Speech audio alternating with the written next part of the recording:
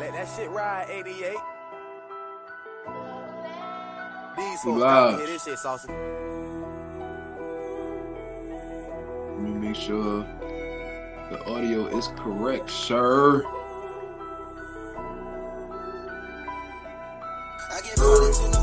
Yeah.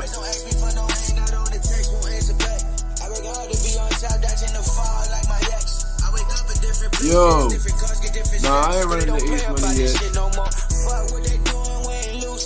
Fuck that nigga up, though.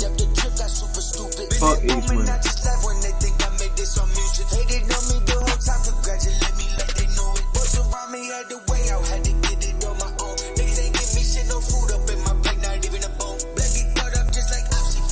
Hey, we live. What up, Slime? What up? What up? Nope. What up? Mason, what up? That niggas jumped in fast.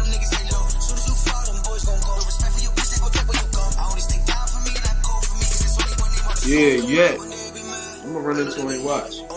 He better not be at no fights around the East Coast. It's like fire out there, nigga. Open hand.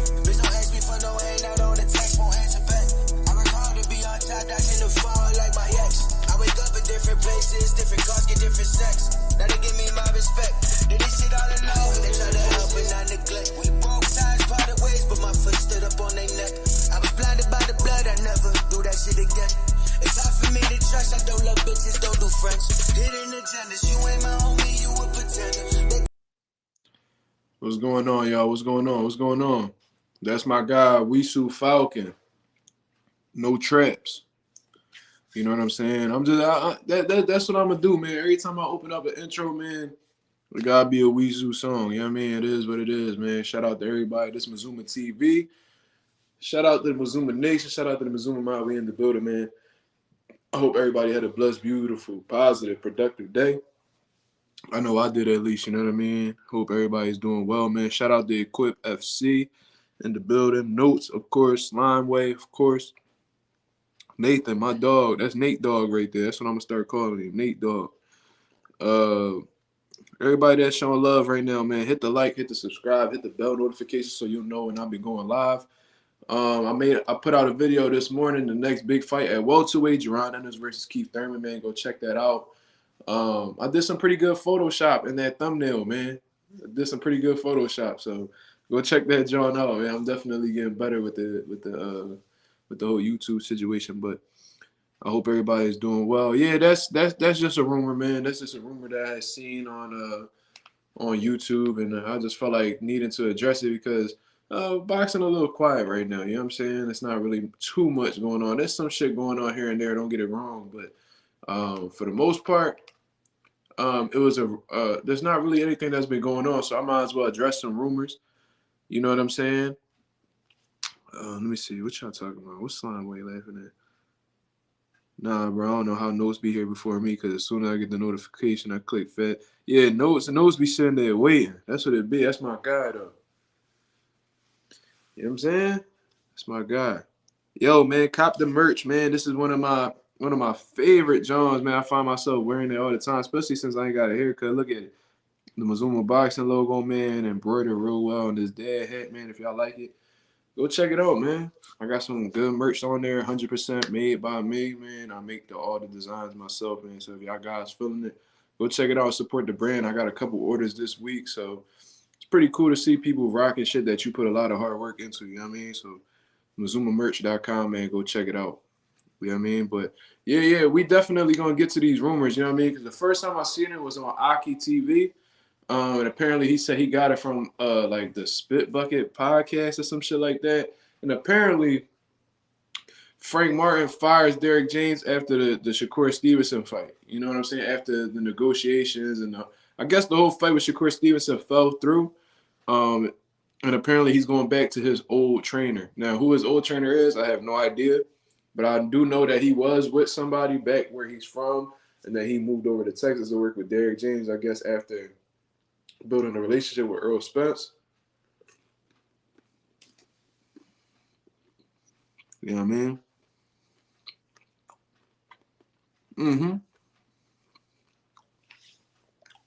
We just waiting on Canelo Charlo, man.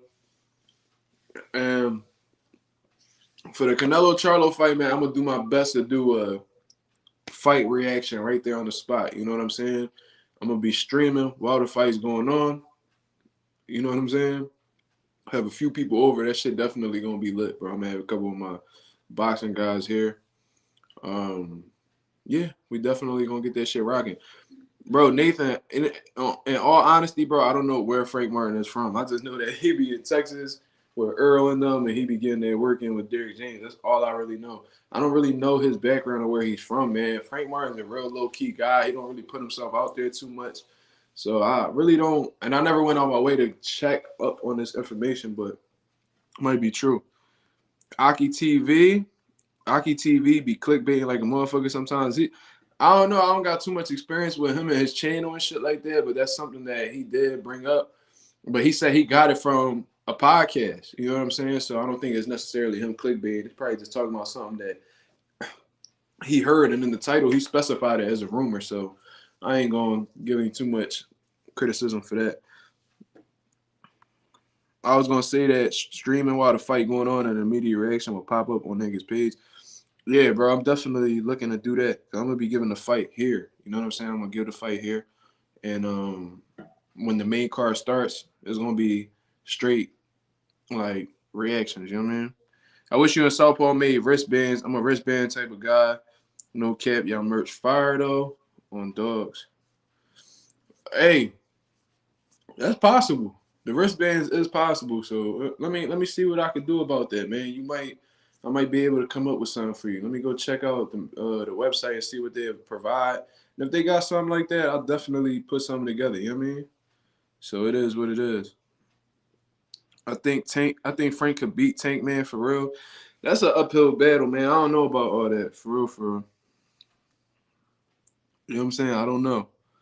Yeah, I came from Southpaw Channel. He the only one that speak facts. Aki TV, Dante Victimization Nation is a clickbaiter.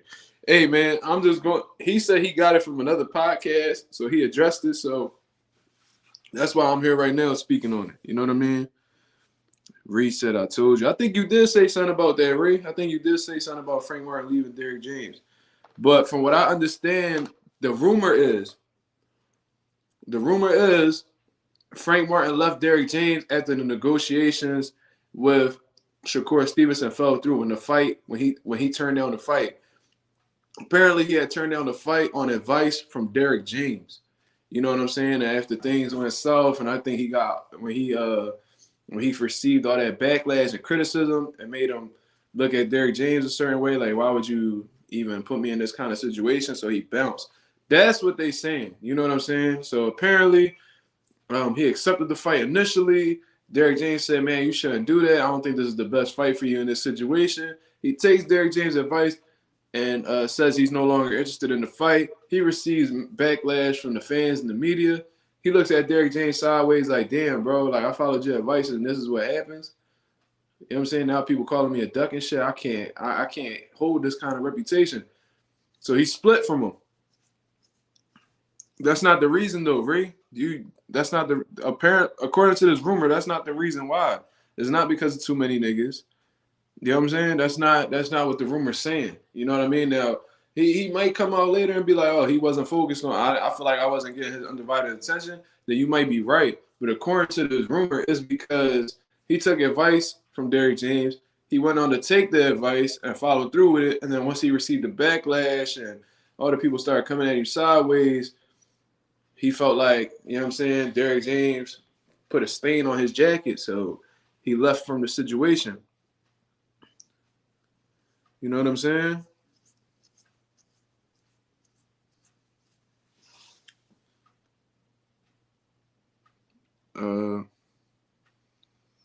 Yeah, bro. So that's the rumor. You know what I'm saying? And there's a lot of rumors going around with Derrick James right now because initially the rumor was Derrick James was being fired by Earl Spence.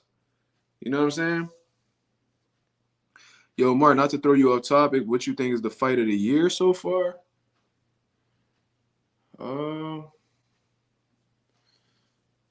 Fight of the year? Damn, that's a good one. Maybe Plant Benavidez. I don't know. Somebody throw some fights that was some great fights, and I'll be able to predict from there. Like I don't know. There's been so many fights that happened this year, and I don't know. When fights usually happen at the beginning of the year, and we get towards the latter part of the year, I start to feel like the earlier fights from this year happened last year. It'd be throwing me off. You know what I mean? Do you think Castaño could beat Tim Tszyu? I think he can. I think his pressure, his aggression, and his work rate could definitely give Tim Tszyu some problems. That would actually be a great fight. I would love to see Tim Tszyu fight Castaño. I never even really thought about that. I never really thought about that fight. Castaño is very well capable of beating Tim Tszyu. And if Tim Tszyu were to defeat Castaño or possibly even stop him, that would be extremely impressive because Castaño is a top 154-pound fighter right now. I seen him give Lara everything he could handle. I seen him give Jermell Charlo, who's the king of the division, everything he could handle in that first fight. And it was a tough second fight until the stoppage, in all honesty. So Castaño is a problem, for sure. That might be a little bit too much for Tim Tszyu at this present moment, but if he was to take on the fight after this Brian Mendoza fight, assuming he beats Brian Mendoza, he goes and he takes on Castaño and beats him, that'd be extremely impressive, bro. That'd be extremely impressive. Tim Tszyu versus Jermell. I got Jermell knocking Tim Tszyu smooth out. Smooth out. Mm-hmm. 10 years ago today, Floyd schools Canelo. I remember that, man. I remember watching that fight, and I was real nervous. I was a big Floyd fan at the time. And the media was pressing Canelo as like the future of boxing, and this is the passing of the torch. Floyd's going to lose. You know, just being young and stuff like that, you really fall into like the things the media be talking about, and you let it control your mind and shit like that. So I was extremely nervous, but after the first few rounds, I was like, oh, Floyd got it in the bag. Mm-hmm. Jesus Ramos is big as hell, bro. Because I met Joey Spencer face-to-face in person when I flew out to L.A. during the pandemic because we had a fighter by the name of Tifo Brilton. He fought somebody named Jasper McCargo. We had No, it was actually his pro debut. It was actually against somebody named Nathan Sharp.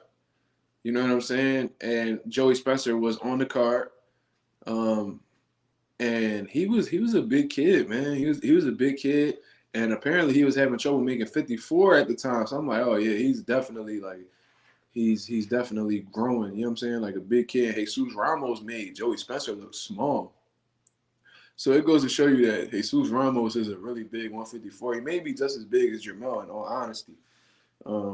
Yeah, definitely a big 54. Yeah, I've been doing my homework on Bam Rodriguez. I'm jagging him. You should. You should, bro. Bam is the truth, bro. I'm trying to tell you. The jab, the movement, the angles, the counter punching, the overall ring IQ is like this kid, and you got to understand what Jermell Charlo is doing right now. It wasn't on an undisputed level, but Bam Rodriguez moved up 2 weight classes on 5 days' notice to fight the legitimate champion in that weight class. So I think Bam was at 108. He moved up, and he was supposed to be on the undercard of this fight. The main event's opponent fell through for some reason. They asked Bam, they was like, yo, would you take on this guy in the main event? They said, yeah. He took the chance right away because it was for a world title. He moved up, I believe, from 108 to 115 to fight the champion. I think it was Carlos Quadras. I don't know if I'm getting the weights mixed up or what. But he moved up 2 weight classes on 5 days' notice and became the youngest champion currently in boxing. And then went on to beat Sor Rungvisai, who beat Chocolatito and stopped him. 2 weight classes above his natural weight. But he was only 22, 23 years old. And looked like he was the veteran in there. Put on stellar performances, bro. Like, Bam Rodriguez is the man, bro. I'm trying to tell you. It's because he in a smaller weight class, people don't really fuck with him like that or pay attention to him. But he got a good fight coming up against Sonny Edwards. Sonny Edwards is a slick outboxer and shit like that. It might be a tough fight stylistically, but I think Bam has enough tools in his arsenal to get the job done. You know what I mean? Yeah, those smaller weight classes in general really don't got no traction. You know what I mean? So it is what it is. It's unfortunate because they fights actually be lit. But a lot of them dudes who are in those smaller weight classes aren't from America, so they don't really get attention from the media in America. You know what I mean? Unless you like an NUA or a Roman Gonzalez or whatever. You got to have a heavy push by a network to get recognized, apparently. Eddie Hearn's been pushing Jesse Bam Rodriguez pretty well, but he just hasn't gotten the full attention of the majority of these boxing fans yet. But those who really watch boxing, they know he a special fighter for sure. Mark, will you watch that Hitchens fight versus Jose Cepeda? Who you got? I got Richardson Hitchens outboxing Cepeda for a unanimous decision. It was a vacant belt, okay, but nonetheless, it's still a world title fight, 2 divisions up, and Carlos Quadras has been the man, and he's been one of the top guys in that division for a long time, even back when he was fighting Roman Gonzalez and all that. You know what I'm saying? Carlos Quadras been one of them dudes, and a lot of people thought Carlos Quadras did enough to beat Roman Gonzalez in one of them fights. So he was a top dog, and I'm saying he was extremely inexperienced kid going up against a vet and a former world champion in Carlos Quadras fighting for a belt. It might have been a vacant belt, but regardless, that's still impressive in itself. You know what I'm saying? 5 days notice, bro. No preparation, no game plan, no preparation at all going into that opponent, and still took the chance.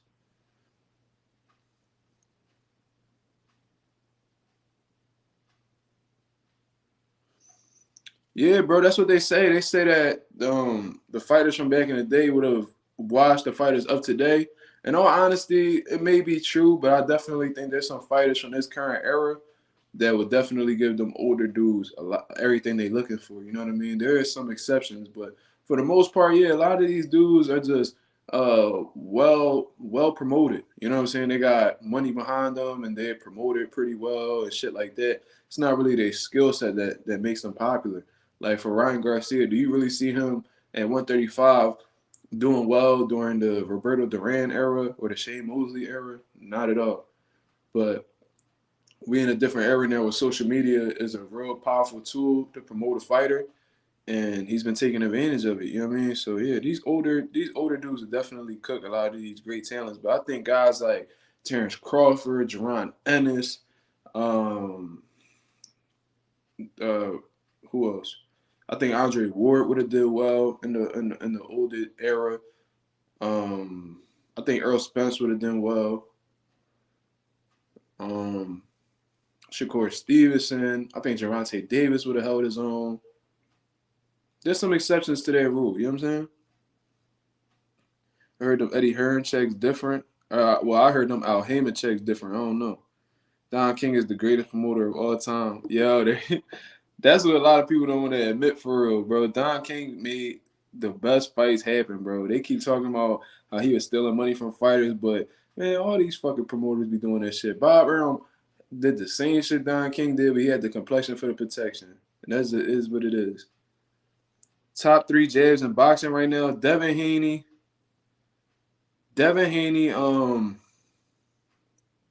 I think Earl got a pretty good jab.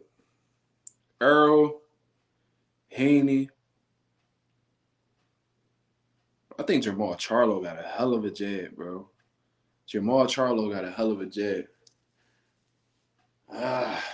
Top 3 jabs. I don't know, bro. I gotta really think about that shit. I agree. I thought Rungvisai would beat him too. Well, I knew Rungvisai wasn't gonna beat him. I just thought Skills was gonna pay the bills that night, really. But I knew it was gonna be tough because them dudes was bigger. They punch harder. You know what I'm saying? I knew it was gonna be a obstacle for sure. Yes, he did. Tupac did attend that, and I think he died after that fight, didn't he? Unfortunately. You think Mayorga's underrated? I mean, he beat guys like Vernon Forrest and Fernando Vargas, but besides that, he lost a lot of his biggest fights. Why do you believe he was underrated? I don't know about Ike, but Larry Holmes definitely got the greatest jab. Probably the greatest jab of all time, honestly. But Jamal's jab was Jamal Charlo's jab is top tier, bro. It's just he inactive right now, so a lot of motherfuckers done forgot about him.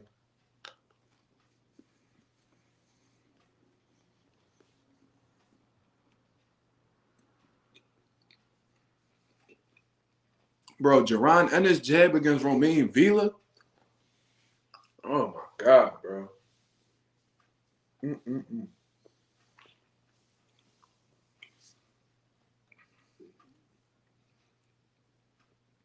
Yeah, and it's more than just the power though. You know what I'm saying? It's more than just the power. It's he has a weird timing on it that a lot of guys can't really pick up. Like if you really see his jab against Sergey Javchenko and Cornelius Bundridge and even Julian Williams, that man's jab is sensational, bro. Sensational. Mayorga hasn't went over 6 heads too. What you mean by that? What that mean? I've seen Jamal Charlo knock people out with a jab more than once. I've seen him knock out Centennial. Man, live at the Barclays, bro. When I was at the Barclays, I seen Jamal knock Centeno out. I forgot his first name though. Is it Javier Centeno? Bro, knocked him out cold, bro. That shit was vicious. I think it was a left hook too. Me and fucking Javier just went right to sleep, bro. That nigga, they had to really wake him up after that. But yeah, that's a great question with the jabs. Yeah, bro, that shit hit J-Rock right on the button. But if you watch that interview with Breadman on my channel, Breadman was talking about how J-Rock didn't rehydrate properly. You know what I'm saying? They said he only put on 7 pounds after the weigh-in. And a lot of people may think that's a lot. Andrew Sixheads, his nickname. Wait, bro, I'm completely confused. Bro. Who the fuck is Andrew, bro? Am I tripping? Andrew Sixheads. His nickname. Andrew Sixheads, his nickname. I don't know what you're talking about, bro. I think that Roy Jones need to stop training people. I think he need to stop training people how the way he used to fight because Roy Jones was a unique phenomenon in boxing in terms of how athletic and how athletic he was. You know what I'm saying? I don't think Jamal doesn't have the Andrew Lewis. Okay, cool. Well, I'm not too familiar with that. Sergey Kovalev did have a great jab. He did have a great jab. His jab was on a beam against Bernard Hopkins and Andre Ward. That's a great point. He had a great jab. Triple G has a great jab too. I model my jab after Triple G. For real. But I thought you was talking about like more active, like in-tune fighters. Like Sergey pretty much done. Triple G pretty much, I think he probably going to do a couple fights and dip off. You know what I'm saying? He going to get Jamal hurt. Who? What do you think of Bud low-key trying to keep EJ versus him part 2 at 147 or catchweight? I think it's extremely smart. I think that's smart on Terrence Carver's end. Since in the contract it says the winner of the first fight gets to pick the weight for the second fight. Of course you want to drain Errol Spence so you can have him as weak as possible to demolish him again. It's smart. You know what I'm saying? It's a smart move. It's honestly a smart move. What? Have you met Meek Mill? I've seen Meek Mill. I never went up to him and shook his hand or nothing. But yeah, he used to ride bikes up and down my hood and shit like that. But no, I never went up to him and shook his hand or had a conversation with him. Nah. Yeah, the way Roy Jones is training these dudes don't work for them the same way it did for him. Yeah, Roy was different, bro. He was the freak of nature, and I think because he did things so easily that he think that it's gonna be easy to install in different guys. And I can see how the way he was using that left hook and how the way Jamal was trying to copy it. Bro, it's not going to work out for him, man. I think Jamal should have just stood with Ronnie Shields in all honesty. Ronnie Shields had that boy in top shape, focused, sharp. You know what I'm saying? I think in all honesty, leaving Ronnie Shields to permanent if he left Ronnie Shields to permanently train with Roy Jones, that's a huge mistake. They different calibers of trainers, man. Like Roy one of the greatest fighters of all time. You know what I'm saying? At his peak. There's no doubt about that, but Ronnie Shields is a way better trainer. Brandon Rios had a good jab too. You trolling, bro. You trolling. Why the fuck Nathan trolling like that? Brandon Rios, bro. A great jab. Yeah, he tripping with that Meek Mill question. Nigga say, yo, Mark, you ever met Allen Iverson? No. No, as a matter of fact, I seen Allen Iverson at Ishkabibbles down South Street. But I couldn't get nowhere near him. He had security, all that shit. But I did see him, but I never met him, no. Roy Jones and George Foreman was the best boxing commentators HBO ever had. Bro, that's a, man. Yo, Mastermind on a beam, bro. I agree with a lot of shit that you've been saying so far. But Roy Jones and, man, I love both of their commentary, man. That's why I was making a point that these fucking commentators, bro, should be mostly all pro fighters because some of my favorite commentators are former fighters. Before Paulie Malignaggi was on that racist shit, bro, I enjoyed his commentary. Andre Ward, love his commentary. Tim Bradley be tripping at times, but he's actually entertaining to me. I don't actually mind Tim Bradley's commentary. It's just like, you know what I'm saying? Just because I don't agree with him doesn't mean that I think he's a terrible commentator. I don't think he's a terrible commentator at all. Lennox Lewis, I enjoy his commentary. Abner Mares is not bad. He's not the best, but he's not bad. George Foreman loved his commentary. Roy Jones loved his commentary. Like, I love it, bro. I love when former fighters get up there and they share their perspective because they share a perspective that a lot of these older white folks that's commentating can't explain or be familiar, really relate to. You know what I'm saying? I was going to say familiarize with. You know what I mean?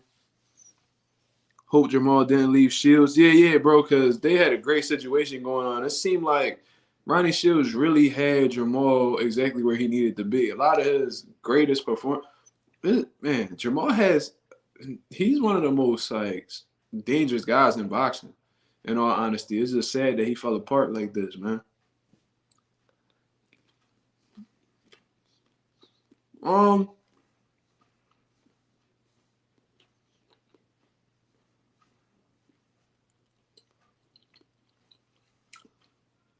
I think eventually MMA fighters are going to start to go on strike and not protest against the UFC to see some type of change financially because Dana White he keep them fighters, he only give them like crumbs to keep them hungry, you know what I'm saying? And it's sad. But I think as long as Dana White is running that organization, I don't think we really going to see any changes financially, you know what I'm saying? Well, that's just what I think. But I don't really care about the UFC to really speak on them. I'll talk boxing. I know more about boxing. Tyron Woodley made 3 M's against Jake Paul. Was that both fights put together or just for that last fight or whatever? John Jones don't even make boxing money. That shit is dead. Nobody will become bigger than Bones, so it makes no sense. Yeah, bro, I think he the greatest of all time. And what he was making, $1.5 million, and then what's crazy is when fighters start to when the media and MMA makes the fighters look like the bad guy when they try to negotiate more money for themselves. Like Dana White will spin the narrative as if he's like the one who's being fair, and the fighters overestimating his worth, and he's being hard to do business with and negotiate with. He's not business savvy. They make the fighters look bad in MMA for wanting more money. You know what I'm saying? Just the rematch. Not sure about the first. Probably 6-7 million, including percentage of the pay-per-view sales. And Tyron Woodley deserved it, man, because they was calling him one of the greatest welterweight champions of all time at one point. And I don't think he ever really truly got his respect in the UFC. You know what I mean? A lot of people they used to boo him, man. when he was beating guys like Wonder Boy Thompson and shit like that. He never got his just due, man, and it's crazy. Like he had a good rise, but then a hard fall. Because after he lost to Usman, he was never the same. And then people started to show like their appreciation for him afterwards. It's like, bro, that's sad how the way he went out, and they cut him at that. You know what I mean? They just let him loose as if he wasn't somebody who really was making noise in the division at one point. You know what I mean? So it's fucked up, but it is what it is. He got his pay. He got his biggest paydays against a YouTuber. Ain't that some shit?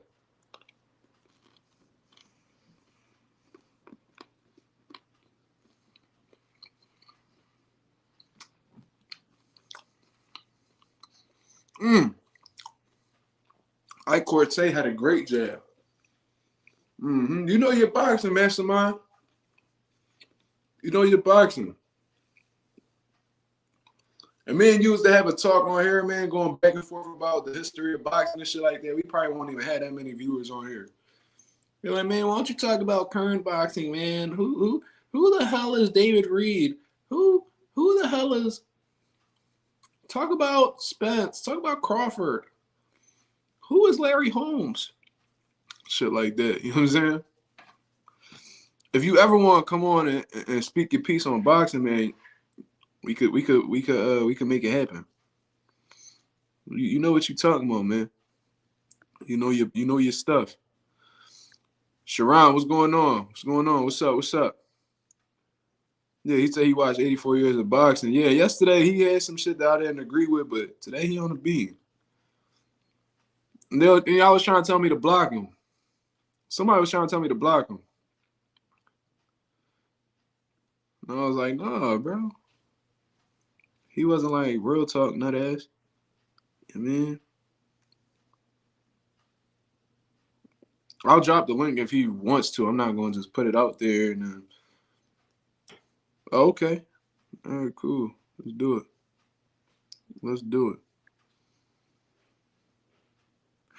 How you do this? I'm still getting used to this shit. My bad, y'all. We gonna have a good dialogue though. Cause I be feeling like I be putting titles on my fucking lives, and then I never talk about what's in the title. I just be chopping it up with y'all. So we gonna have a little bit of structure. We gonna answer both of these questions, and then transition from there. You know what I mean?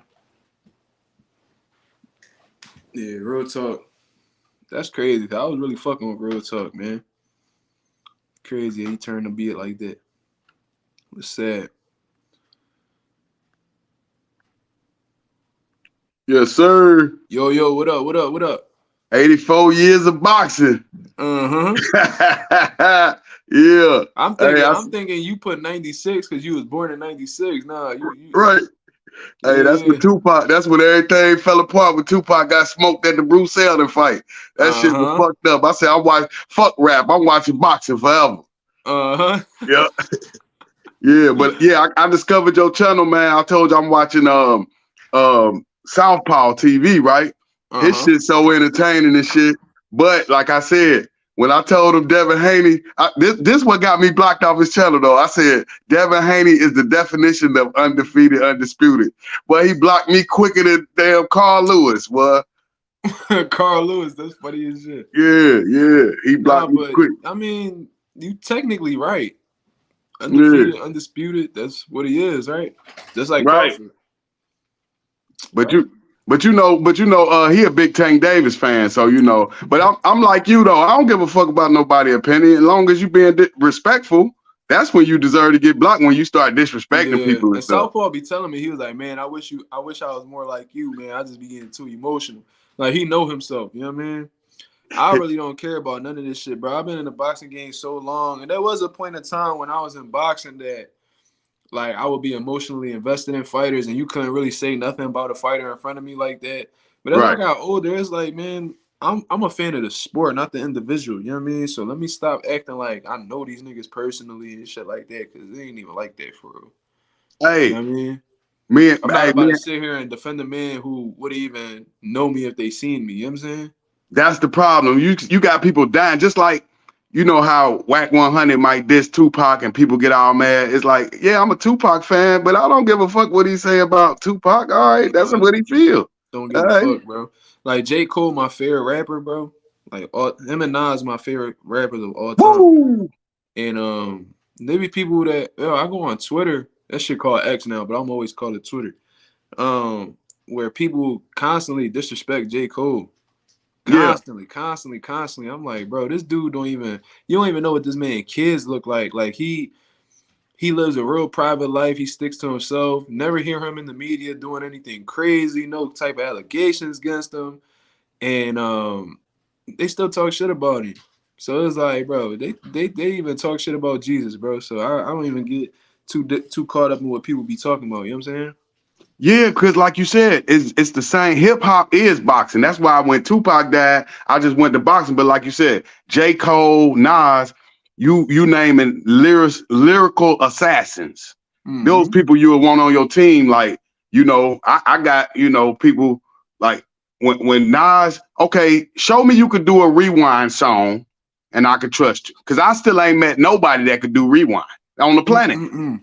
There's some great storytellers, but to tell something backwards, they ain't cut like that, bro. Right. Now, all right, so the first question we gonna answer together is, where does Winky rank among all-time great junior middleweights? Obviously, this all opinion based. 154. He lost the first fight I ever seen him in against Fernando Vargas in a close disputed decision. This is a little bit out of my era, but I know enough about Winky. Yeah, I put him probably top 5. Top 5 greatest 154s ever? Yeah, it ain't, because you know the division, remember it wasn't no 154 pound, was it? It was 147 to 160. Yeah, probably back when Sugar Ray Robinson was rumbling. Yeah, like Winky was yeah, you're right. Yeah, you're right, because they had the you had some knockout artists at 154. That one dude, the one with the right hand that was knocking everybody out, he was like 41 and 2 with 40 knockouts. You talking about Julian Jackson? You know it. You know your boxing. Yeah, that was 154. He was at 160 though. Oh, that was a middleweight? Yeah, I think he fought Jaron McClellan at middleweight. But that's probably why he lost. Probably went up that 6 pounds. Remember, that's the body snatch. Backstage, but I'm not bringing nobody on right now. We gonna open this shit up later. But on the current, I mean, I don't really know. What I like to do is I like to have a list in front of me, and then I'll be able to break shit down. But Winky, I'll probably give him top 5, top 10 too, you know what I'm saying? But I would really have to have a list for me to really, if I have like a list of names in front of me, I could really break it down, who they fought, how great they were, and the time frame they was there. Winky had a hell of a jab though, and a hell of a high guard. He beat my favorite fighter.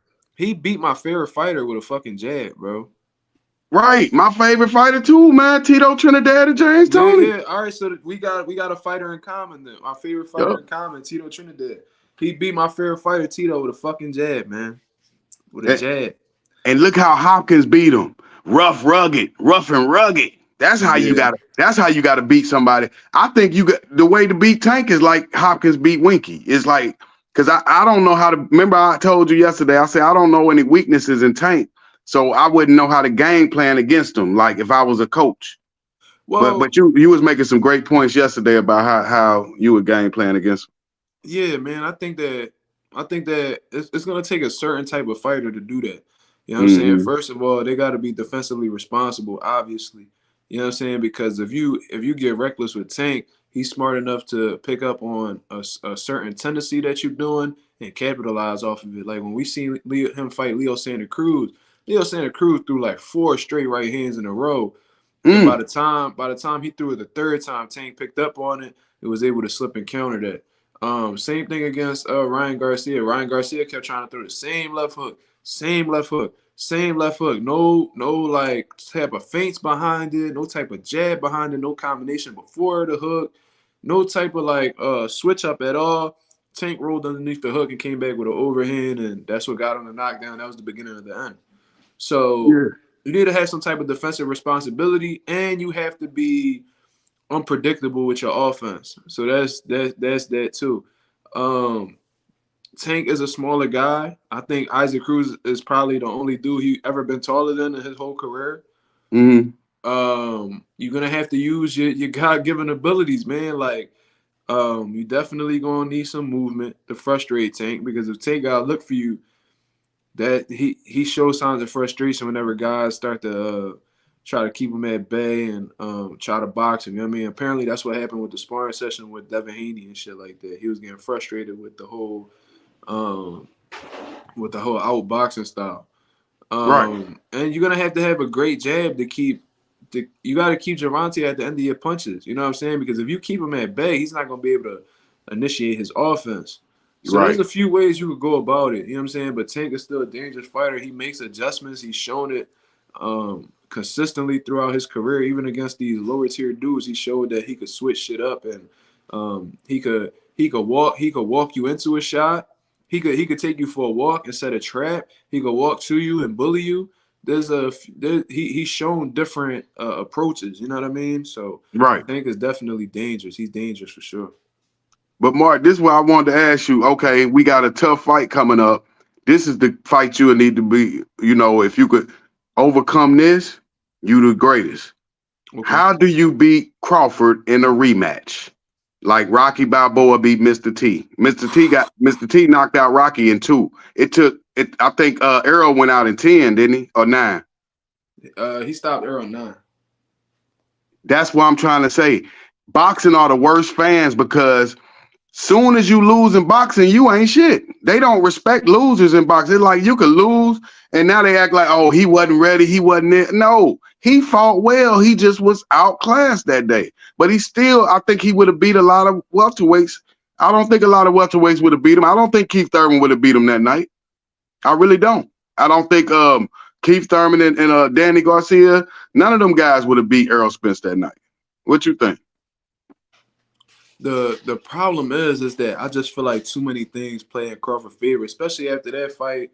He showed that, in my honest opinion, besides having the better speed, the timing, and stuff like that, because he was able to time Earl consistently throughout the fight, and that's why a lot of them knockdowns happened. The uppercut was a result of great timing. The jab landing at will was a result of great timing. Beating Earl to the punch consistently throughout the fight was a result of great timing. I just feel like it's just all around the board, and I'm mad that I didn't pick up on this earlier. But Bud is physically stronger than Earl. Mm-hmm. We seen it like when they would get into the clinch that Bud would easily push him off and have him move like several feet back. On top of that, Bud is the harder puncher. Like, it's clear as day that he's the harder puncher, man. Like, especially with that right hand. You could tell that Bud's not really a southpaw because he go crazy with the lead hand whenever he hit that southpaw stance. You know what I'm saying? But he easily has power in both hands, and it was more of a dramatic reaction whenever Bud hits you. And Bud has shown to have concussive power. You know what I'm saying? Earl Spence is more of a cumulative puncher. You know what I'm saying? Mm-hmm. I noticed that. I noticed that. I think in all honesty, it's a real steep uphill battle, man. Because I think all around the board, Terrence Crawford is just better than him, man. So I don't know how Earl is gonna be able to step into a camp after taking all that punishment and making so many dramatic changes and learning so much new things overnight that he's gonna be able to defeat somebody like Bud. You know what I'm saying? I just think that it's not going to happen. In all honesty, I really don't want to see the rematch because that one fight in itself showed me a whole lot about the difference in their skill set. You know what I mean? Yeah, the rematch is very important. We can't allow because this is for Earl. This is to show, like I brought up the Rocky 3 movie. That's the most realistic boxing movie because remember, he did what you just said. He had to switch up his whole style to beat Clubber Lang in the rematch. Remember? And Apollo showed him. I'm from Philly and all that, but I don't really fuck with Rocky. So yeah, no, I was just talking about far as I know what you're saying though. Yeah, I know what you're saying. I think And tell me what you think about this. How about Earl being defensive? He not being aggressive. He letting dude be the matador and let Terrence be the bull. Do you think he could be successful like that? Wait. Say that again.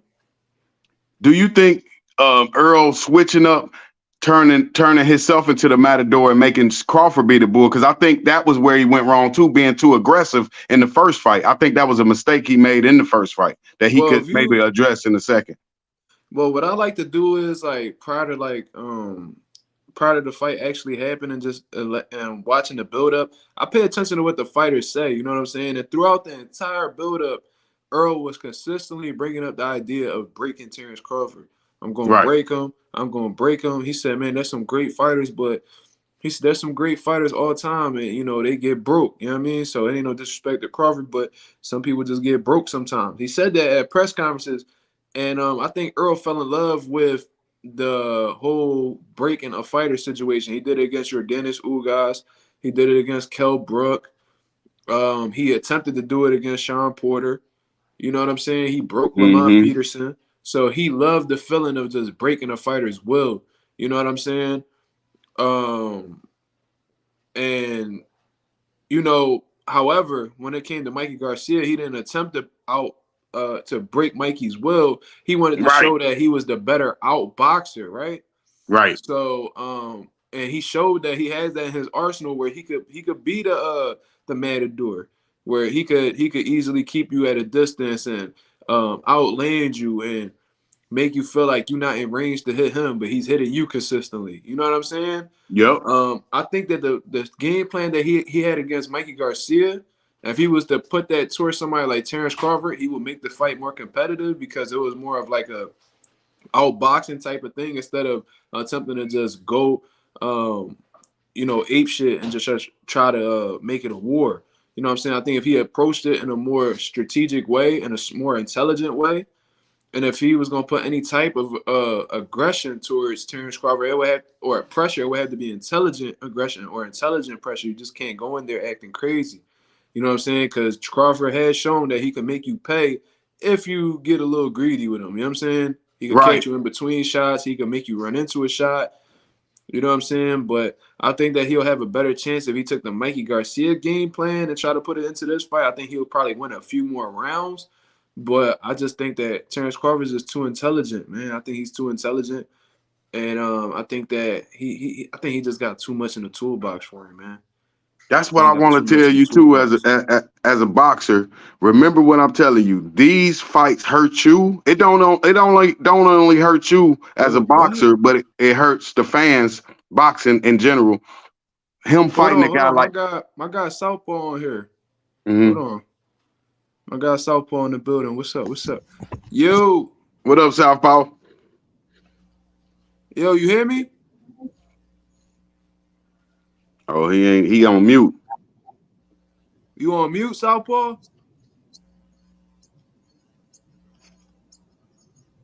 Oh, you don't think they was trying to be funny with the fake stuff, do you? That's a counterfeit, Southpaw?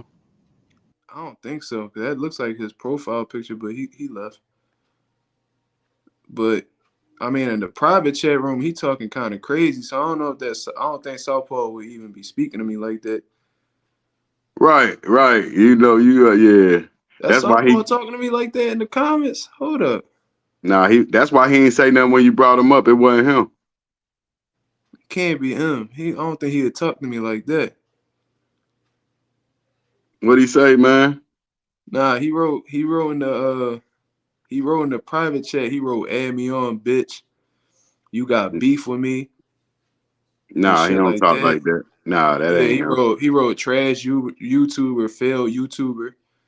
I don't think Southpaw would talk to me like that. Hey, ain't that crazy? The internet world. I'm asking about that though.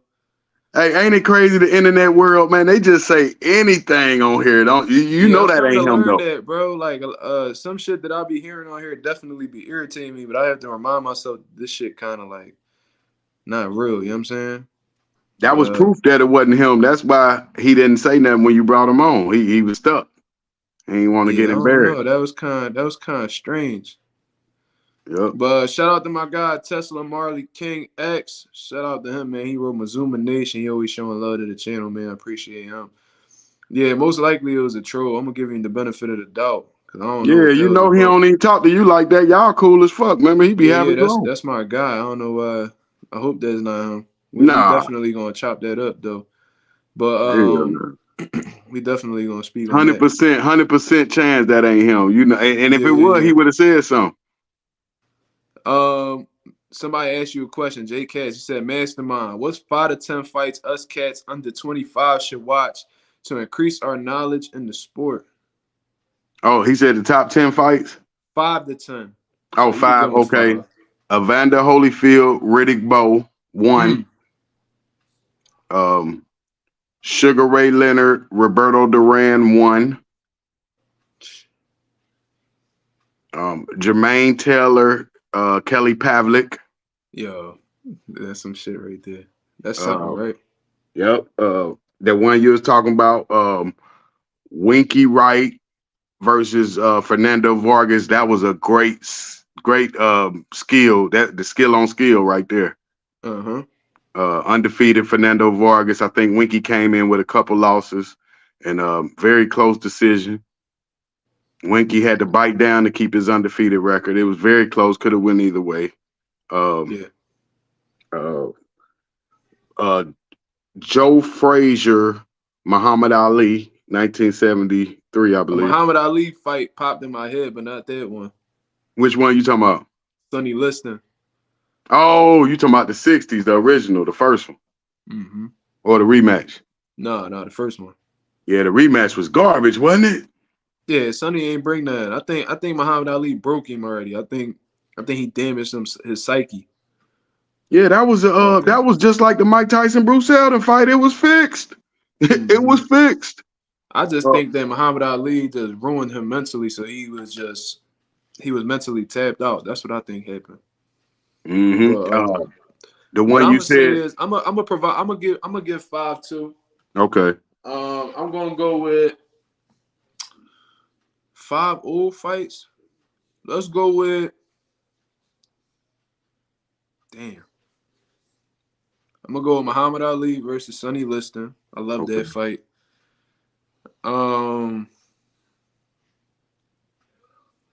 Shit. I'm gonna go with the cliche fight that a lot of these promoters be talking about and shit like that when they try and build up a fight. Hagler Hearns is a good one, man.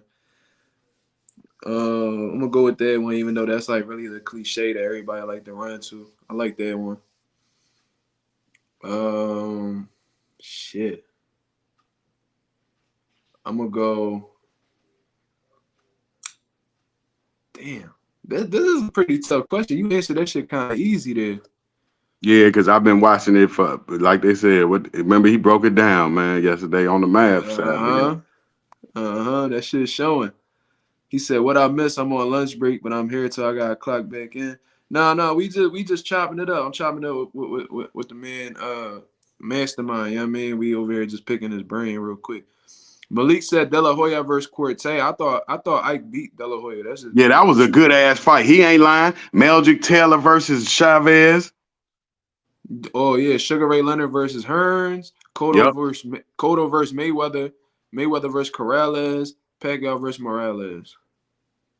Prince Nassim, Kevin Kelly. Oh, that was a hell of a fight. Yes, that was a hell of a fight. Yeah, watch all Prince. I'm thinking back to like the old Johns. I could bring up 5 fights if we talking about 2000s and all that shit. Yeah. Okay. Yo, I love Chad Dawson and Andre Ward. Hell yeah. Andre Ward was on 1,000 that night, bro. 1,000. Yeah, Ward was a bad motherfucker. Boy, he beat the shit out of Mikhail Kessler. That was funny. Oh, yeah. I love when he cooked Carl Froch too, bro. Oh, man. He was the first people. You notice Andre Ward was the first fighter I noticed that fought with he used his family to help him win fights. He fought with his wife and kids. I was like, damn, he one of them fighters that can't lose in front of his family. Like I noticed, like, damn, he was the one. Like when I first noticed it, I see for other fighters do it now, but I was like, yeah, he just don't want to lose in front of his wife and his sons and shit. What you mean in terms of like just bringing his family to fights? Yeah, it was like he was like on another. It was something about him like a aura, like he couldn't lose. It was like you knew this guy wasn't gonna lose. He was like almost invincible for a time when I Yeah, first started watching 168, him. bro. It wasn't too many. I don't think it was too many fighters in history at 168 that was beating Ward. Like if it was a fighter, they had to be like a special talent. You know Yep. what I mean? Only It's one could like beat him is James Toney and probably Roy. that's it. Those are two fighters that was the first ones that came in my head was Tony and Roy. Roy was Maybe. just so fucking hard to hit at that time, bro. He was just in a different. Who's this right here? Let's bring him on. Let's see. Oh, this the boxing section? Oh, okay. Shit about to get ignorant in here. Let me see. Yo, what's up? Niggas ain't on shit, man. They trolling, ain't they? Damn, they scared to talk. It ain't nothing but the internet. Yeah, and you hopping on the stream, so why you not saying nothing? They act like kids. What's wrong with today's society, man? They immature, man. You get on the internet. What? What he say? Yeah, they kids, That nigga man. sound Maybe like a goblin or some shit. What the fuck is that? we the hey, Yeah. Fucking goofy. I ain't even kicked him out. Stupid ass. your shit 100. You got ghost on this motherfucker. Yeah. This nigga made a little noise and then just dipped off. Like, the fuck take time this nigga on. Stupid ass. But I tried to tell you, man. Listen, you got to, and this is what I want you to know too. I like to tell people, smart people like you, about boxing stuff that a different perspective. Now listen to this. Roy Jones Jr. He went up, won the heavyweight at John Ruiz, right? John Ruiz, yeah. Then went back down. Went back down, beat Antonio Tarver, and won the light heavyweight champ. Did he defend it? He defended his light heavyweight championship, right? Or did he win it? I think he beat Antonio, but he didn't look too good.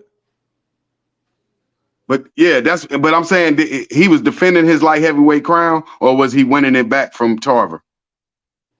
He was defending it, right? Yeah, hold on. That's Southpaw. This another fake this another fake Southpaw. At least speak. Damn. See, this can't be Southpaw, bro. Yeah, Southpaw ain't scared to talk. He's definitely not scared to talk. He from the shy. He from the shy, man. You say you from Philly, right? He wrote, yeah, I'm from Philly. Yeah. He said, nah, my mic fucked up. Nah, Southpaw uses his phone, bro. He don't need no mic, nigga. That's right.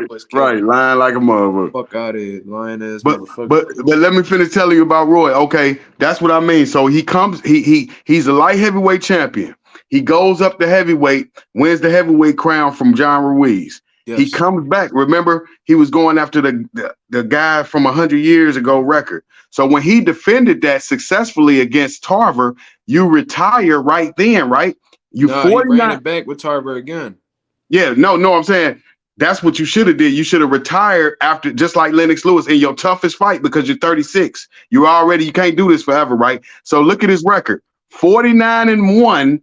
That disputed loss. So it really like you 50-0, just like Mayweather, right? Because he got that one disputed loss where he looked like he was going. Yep, looked like he was gonna knock out Montel if Montel ain't pull that fake shit. It looked like he was gonna because he hurt him, dropped him, he took a knee, then he got hit and it acted like he was knocked out. Okay, I think that's where he retires, and I think if he retires right there, 49-1, he's right there with Mayweather right now as we speak. I think I would have placed him like top 5 greatest ever. Yep.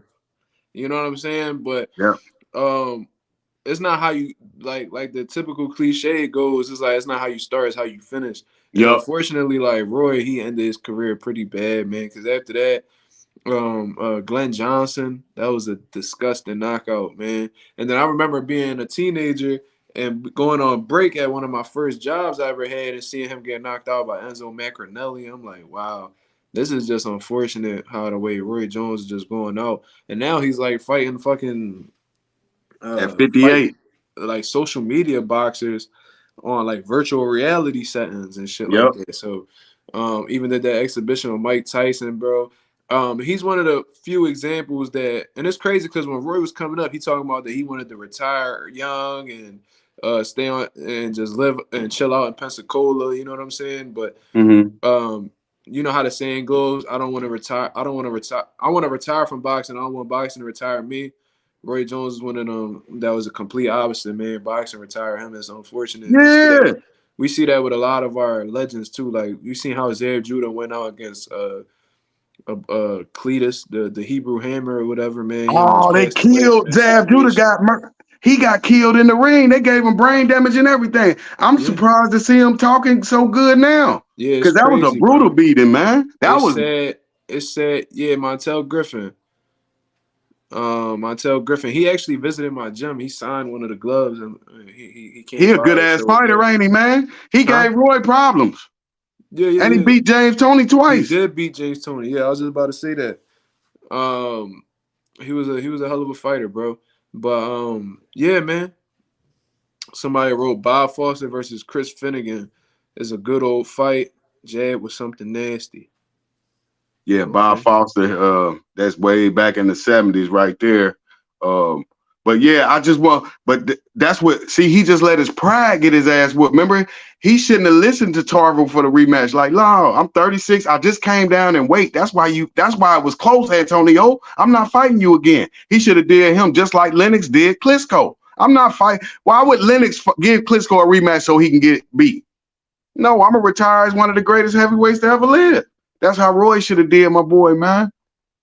That fucked me up, man. Yeah. And but we definitely got somebody trolling in this fucking private chat. This shit kind of crazy. Yeah, but you got to remember, man, these guys be trolling, man. It's like, why get on it? Only reason I know you're not a gangster because you saying you a gangster on the internet. Yeah, exactly. Ain't no real gangster gonna say you a gangster on the internet. Look at this. Lorenzo, he wrote, "What fight have you seen that was a clear draw, and when the judges read the scorecards, it turned out to indeed be a draw?" Fucking Badu Jack versus Adonis Stevenson, bro. Oh, okay. Well, I was like, cause Badu Jack let go of so many of them early rounds. I was like, Badu, what the fuck are you doing, bro? And I think he got dropped and all. And then like in the later half of the fight, he just went ape shit. Like bro, I used to love Badu Jack, man. But like he did just enough to get a draw in a lot of his biggest fights, man. I got two of them for you, Mark. I got two of them. What's that?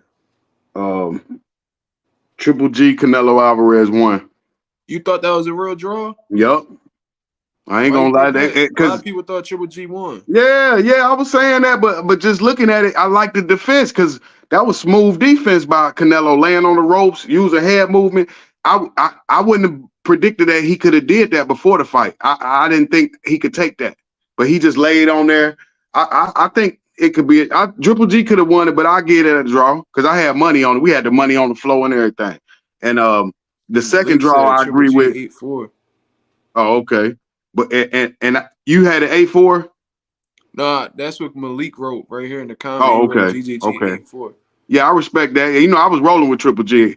And the second fight, I would say, is Winky Wright versus Jermaine Taylor was a clear draw. Yeah. Somebody wrote that. Lorenzo wrote that. Jermaine Taylor versus Winky Wright. Yep. Yeah. What else? What else is a clear draw? Yeah. That's the first thing that popped up in my head, but a clear draw. That's tough, man. Yeah, that is, because we don't really see too much at the high level like that. We don't see too many draws. I know what wasn't a fucking draw, Holyfield and Lennox. Yeah, they robbed Holyfield, didn't they? You think they robbed Holy? That boy had his damn he had his cup all the way up to his titties, man. Nah, they ain't robbed Holyfield, man. No. But I'm saying, if that's what I need you to do your homework, watch that fight again. You right. I see what you're saying, the points or whatever, but that's some bullshit. You let a big motherfucker cover his chest up. He had his cup right here. You would be like, what the? I guarantee you, nobody in the history of boxing had their cup that high. If you watch that fight again, did you see what Tyson Fury was wearing when he photoshopped his cup being high? Talking about that was Usyk. That's Lennox Lewis against Holyfield 1. Right there. That is hilarious. How you gonna take it? Because remember, see, you got to go back. See, I remember like it's yesterday. Photographic memory. They Emmanuel was arguing with Holyfield about his cut being too high before the fight, and he messed around and pulled Lennox all the way up. George Foreman is the one that called it out. See, he was a smart commentator. He called it out. So you got to watch that fight from them walking in the fight, and you'll see like this some bull. That's cheating, man. You can't land no body shots on Lennox. You can't win a fight with Lennox without landing body shots. He didn't do that every fight, but he did it against Holyfield in the first one, and he didn't do it in the rematch. So okay, cool. If we talk about cheating, my guy Jordan Sheriff, he a hell of a fighter out there in the UK, man. I wish much success to that kid. What's his name? His name is Jordan Sheriff. Okay. He wrote Mike McCallum versus Tony was a clear draw, could have separated them at all. Yep. That was a good one. That's probably the best one. I watched that fight, bro. I was like, yo, this got to be like one of the most like fucking skilled, like biggest like display of skill kind of fights that I've seen. Like the way that they like the IQ that they both were showing in there was like God tier, bro. Like, right. I was really watching that shit. I'm like, yo, James Toney was a fucking animal, bro. Like. And they don't really give him credit for the shit that he did at heavyweight because I think they ruled one of his shit a no contest because I think like he had like a bad drug test or some shit like that. Yep, the John Ruiz fight. Yeah, but they were saying how he had like a brain disorder where he wasn't allowed to, where it was like something that his brain couldn't produce something. That was why like his physique had changed or some shit like that because he was a chubby dude. Like he ended up just getting like real fat. I remember he was like real nice and trim when he was at 60 and shit like that. And then as he got older, it was like he completely became like out of shape. Second best. Hold on. McCallum's so underrated. Second best junior middleweight. Yep. McCallum ain't no joke. Body snatcher. Who y'all give the greatest 154 of all time to? Yeah, that's one of them too, Mike McCallum. Yep. But who do you think is number one? Number one, 154. Terry Norris? Somebody wrote Terry Norris. Yeah, that mother. Oh, damn, he was cold. Damn, Malik said obvious. Terry Norris. Okay. That was Earl Spence's favorite fighter. That's interesting. That's why Hopkins went off on Larry Merchant when he said you keep bringing up these junior middleweights. He said junior middleweight is a middleweight. He said they just invented the 154. So you're right. It probably started like around 90, the 154. Somebody wrote John Mugabe. I thought he was a middleweight. I thought John Mugabe was a middleweight. Didn't he fight Hagler? Mm-hmm. He probably brought him up. He probably was doing the Hopkins to their ass. Remember, he was the 160. He was the 160 Hopkins for 10 years forever. Back then, yeah, he probably said, I ain't moving the fuck nowhere. Y'all gonna come up here. And he should have knocked out Sugar Ray Leonard. This man been on the couch for 3 years, and you let him go the distance. I ain't think Leonard was gonna make it past 5-6 rounds with Hagler coming off a 3-year layoff. Damn. That's the bullshit, man. That's why I don't listen. And then you gonna retire and act like, nah, you knock his ass out. Why you? I hate when people cry over the judges. Don't cry over the judges. You know this shit corrupt when you sign the contract. Then you know boxing on bullshit, bro. You gotta take that shit into your own hands, bro. Yep. Like Crawford did. He not gonna let him rob him. They cry. And I'll be getting on everybody. John Mugabe moved up for Hagler. Yeah. Okay. Told you. Just like Hopkins. He developed the Hagler philosophy. And I think Hopkins was scared of James Toney. I think Toney would have whooped that ass. That's crazy how that fight never happened. It almost like made complete sense for them to both fight. Yeah, I don't think Hopkins wanted no smoke. I really don't, because you never seen Toney duck nobody. Nah, Toney would have rumbled him without a doubt. Without a doubt. He fought Sam Peter. Hey, apparently they were supposed to rumble, but they both was talking about the money wasn't right. Yep. They both complained about it. So they probably both felt like they was getting shortchanged, so they both said, fuck it. You know James Toney was the greatest when he went the distance, not once, but twice with Sam Peter. Yo, Sam Peter was cracking him, bro. How the fuck he survived that shit? Bro, I don't fucking know. That dude is way too big, way too strong for James Toney. The fact that he even took that chance. And what was crazy was how the way he broke. I know Holyfield was older, man. I know he was older. But the way he chopped up Holyfield big ass, bro, that shit was crazy. They looked like they wasn't even supposed to be in the ring together. Like That that looked was like they looked yeah. like it was a type shit where it was like in the gym when there's a small guy sparring a big guy, it's because the big guy working on his defense. It looked like that kind of situation. And like James Toney did what he had to do, bro. That lead hook up top, drop down, hit the body, bro. I was like, man, James Toney is a fucking savage, bro. Super sharp. Do you Super think the sharp. age? Okay, take a smaller guy, but with the youth, like Tank Davis, 28, against Uh-huh. a big guy that's old, like Mike Tyson, 54. Can the little guy beat the big guy because he's so old? Or would Tyson just be too big for him? Mm. Shit. Typically I would go with the older big guy. He's just too powerful, and Tank punches won't affect him. Yeah, yeah, definitely. We don't know if Tank power gonna translate up to that weight class. You don't know if he's still gonna have that same hand speed, his foot speed. It's gonna be if he's gonna be able to take a shot from a bigger man. There's a lot of variables you gotta take into consideration when somebody moving up in weight, and that's the exact problem I had with Jamel going into this Canelo fight. Cause Mm-hmm. I watched that media workout, man, and Jamel looked like he slowed down a little bit. Like you could hear the power. You Damn. could it's some thud on them punches, bro. Ain't no doubt about that. But that the foot speed and the hand speed don't look like how it was at 154. And you're gonna need hand speed and foot speed to beat somebody like Canelo who flat footed and like to throw bombs, you know what I'm saying? Yeah. Don't go He's up to gonna need that. 168. Don't go up Huh? to go to 162. Go to low 160s. Go to like 162, And that's what 163. Derrick James was talking about. Derrick James was Mm-hmm. talking about coming in light so he can still have that agility and all that stuff. Because I said there's two ways that they could approach it. You know what I'm saying? Either Jamel could weigh in on the dot and then try to rehydrate so he could absorb, so he could be heavier and he'd be able to absorb Canelo's shots better, or he could come in lighter and still have that agility, that speed that he wants, but then his punch resistance might not be that good if he takes a big shot from Canelo. It's a give or take, bro. It's really a give or take. They both got their pros and their cons.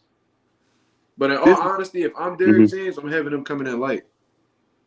And this is another question I wanted to ask a boxing expert. Please explain this one, because you just answered the one with Tyson and Tank. And I was just gonna add, maybe Tank could use his movement and tire him out. Because I don't think if he goes 3 rounds, I think Tyson ain't gonna have. If he can't get him out in 3 or 4 rounds, I think Tank he gonna fall out. I don't think he gonna be able to go no 10 rounds with no Tank Davis.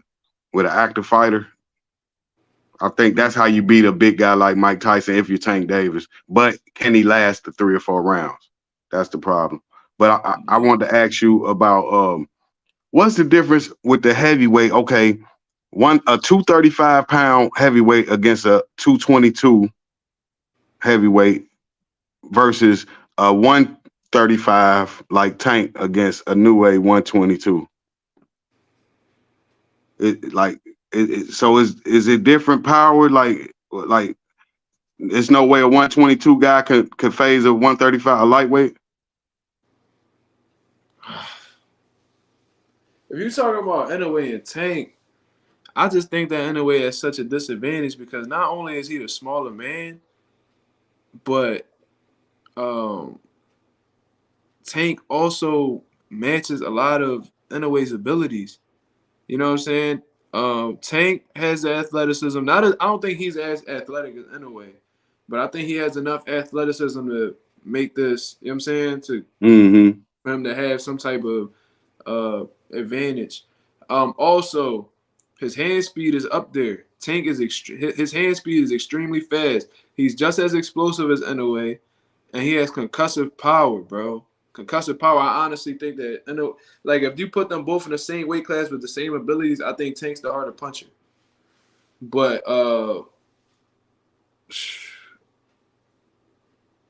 Because I'm trying to figure that out. When you see Wilder knocking out, like if you get a lightweight that's a knockout artist, why like 125 pounders can't knock out a 147 pounder, but a 210 pound guy can knock out a 260 pound guy? Yeah, Like, I think heavyweights are just a completely separate case in itself because even though they might be a 20, 30 pound difference between heavyweights, they still heavyweights, bro. They big men.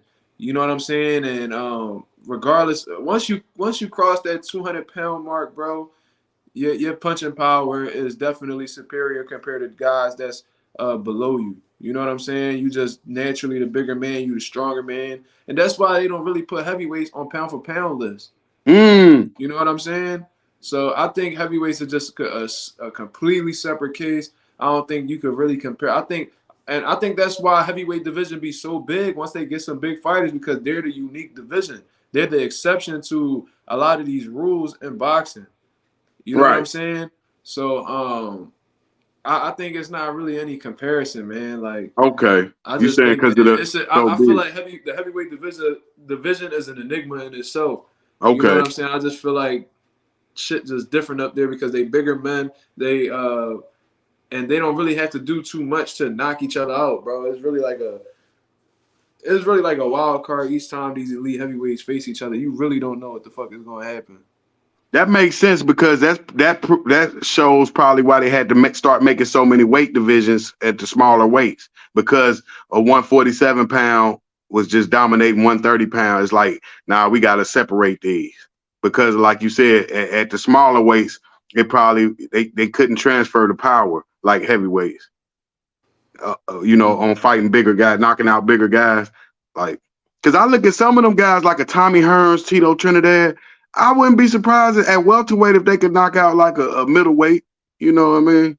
With that type of power they had at welterweight. Well, Tommy Hearns showed he could because he brought his power all the way up to fucking, cruiserweight? Yep. You know what I'm saying? So that idea is not really far-fetched. And Tito brought his power all the way up to 60 as well. Like, we seen how the way he did William Joppy. You know what I mean? Yeah, so, that's a good-ass fight. Yeah, that was that, bro. Joppy don't fuck with Tito. I love seeing that shit because he was really on his high horse when he beat that old ass Roberto Duran. How old was Roberto? Like 46? Nigga was literally 46 years old. He was celebrating like he just won like the fucking World Series or something, bro. I was like, bro, this dude is a goofy, bro. Hey, yo, Tito got that revenge for him, bro. I was happy than a motherfucker, bro. Hey man, I checked out my boy record. He looked good on paper, but when you looked at them fighters that Joppy had beat, you was like, oh, you ain't really had no real smoke. That's why. Yeah, that was an easy title, bro. Yep, that was an easy title. Why the fuck did Tito and his father fall for that Bernard Hopkins in the tailpipe? Man, y'all obviously didn't study Bernard. He's a killer, even before you. I just think that his momentum and his confidence was so high, he probably felt like he couldn't be faded, bro. Yep. Like, you gotta understand, like, what Tito came in with, like, when he came 40 in and 40 and 0. Yep, 40 and 0, just like George Foreman. With like 30 something knockouts, bro. Like 32 knockouts or some shit like that. Like, he 36. Really he was up there, bro. Like, he was really feeling himself. He really believed in himself. And you see it throughout all of Tito's career. He fought the best dudes, man. He was confident each time he stepped in there. Like, he genuinely thought he could beat just about anybody. But I think that weight class, I think as soon as he went up to 160, that's when it was like, all right, it's a little bit too much for you. You know what I'm saying? Yeah, he should have pulled a Tank Davis. Just beat Joppy. Don't go fight Josh Taylor. Remember? And that's the thing with if you notice Tank. Leonard Ellerby said, "Nah, we're not going compete at 140. We just coming up here for Barrios." Remember, he said that. Of course. But he could have beat Josh. They holding him back. He could have beat Josh with his skill level. Well, honestly, I thought he would have beat Lomachenko. Yeah, they scared of Lomachenko. Lomachenko right now, they still don't want that shit, bro. They trying to take the least amount of risk possible. You know what I'm saying? Yep. And keep building them. Keep building him. Tank resume is supposed to be a lot better than what it is, man. But they going that easy route, man. It's too much paper, just like Tyson Fury, man. It's over. Yeah, it's over, man. When you making that type of bread, why fight George Foreman told you this. If I get to pick the opponent, I'm gonna pick Pee Wee Herman. That's who I'm gonna pick, and that's what Foreman said. Yo, George said that. Yeah, but George is that's a the wild smart shit. motherfucker. You don't Yo, want to rest get in hurt, peace, Pee Wee Herman, man. Rest in right? peace to that man. That's the game. Oh, of course, as fans, we want to see the best fight the best. But as a fighter, I'm not mad at Tank if he not fighting the best. I'm not mad at him because I understand where he coming from. But as a fan, yeah, I want to see him fight Devin Haney, Shakur. But I understand if he don't fight him. I understand Canelo not fighting David Benavidez because he's a fucking Mexican monster. I don't want to fight no Mexican monsters neither. Okay. So why do you think Canelo is not looking Benavidez's way? Because before you answer that, it's clear that Canelo doesn't really want to take that fight because when you even look at what Canelo was at in his career, he was at 160. He just beat Daniel Jacobs. He was doing all right. I think that was I love seeing Canelo at 160. I felt like that's when he really looked like everything was together in terms of Yep. like his defense, his hand speed, combination punching. I honestly thought that was his best weight, but he seemed like he wasn't too motivated to go to 168 because David Benavidez had the WBC title at the time. So when he misses weight during the pandemic, all of a sudden Canelo's on this fucking mission to get every belt at 168 pounds when it was never his mission when Benavidez initially had the belt. Yep. So it's clear that he sees something in Benavidez that he doesn't want to get into right away. What do you think that is? Because I feel like I know what it is, but I want to hear your take. What do you think it is? Okay, I think it's a combination of things. I think it's one is fear of losing to another Mexican compadre. He don't want to lose that Mexican fan base. I think another is he don't like his ass. He got that Teofimo Lopez, Devin Haney thing going. Where I don't think Tio's scared of Devin. You're not gonna eat off me, N-word. That's how he feel. He's like, I'm not. Look, David Benavidez, I don't like you. He look at Benavidez like Andre. I don't like you. You're not gonna make $1 off my name.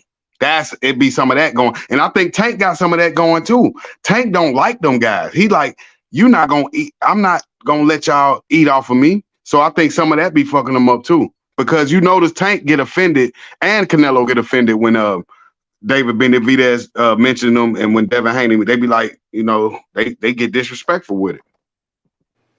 Yeah, I seen Tank say that on Gilly podcast. He was like, yeah, man, these dudes be calling me out, man. That's disrespectful.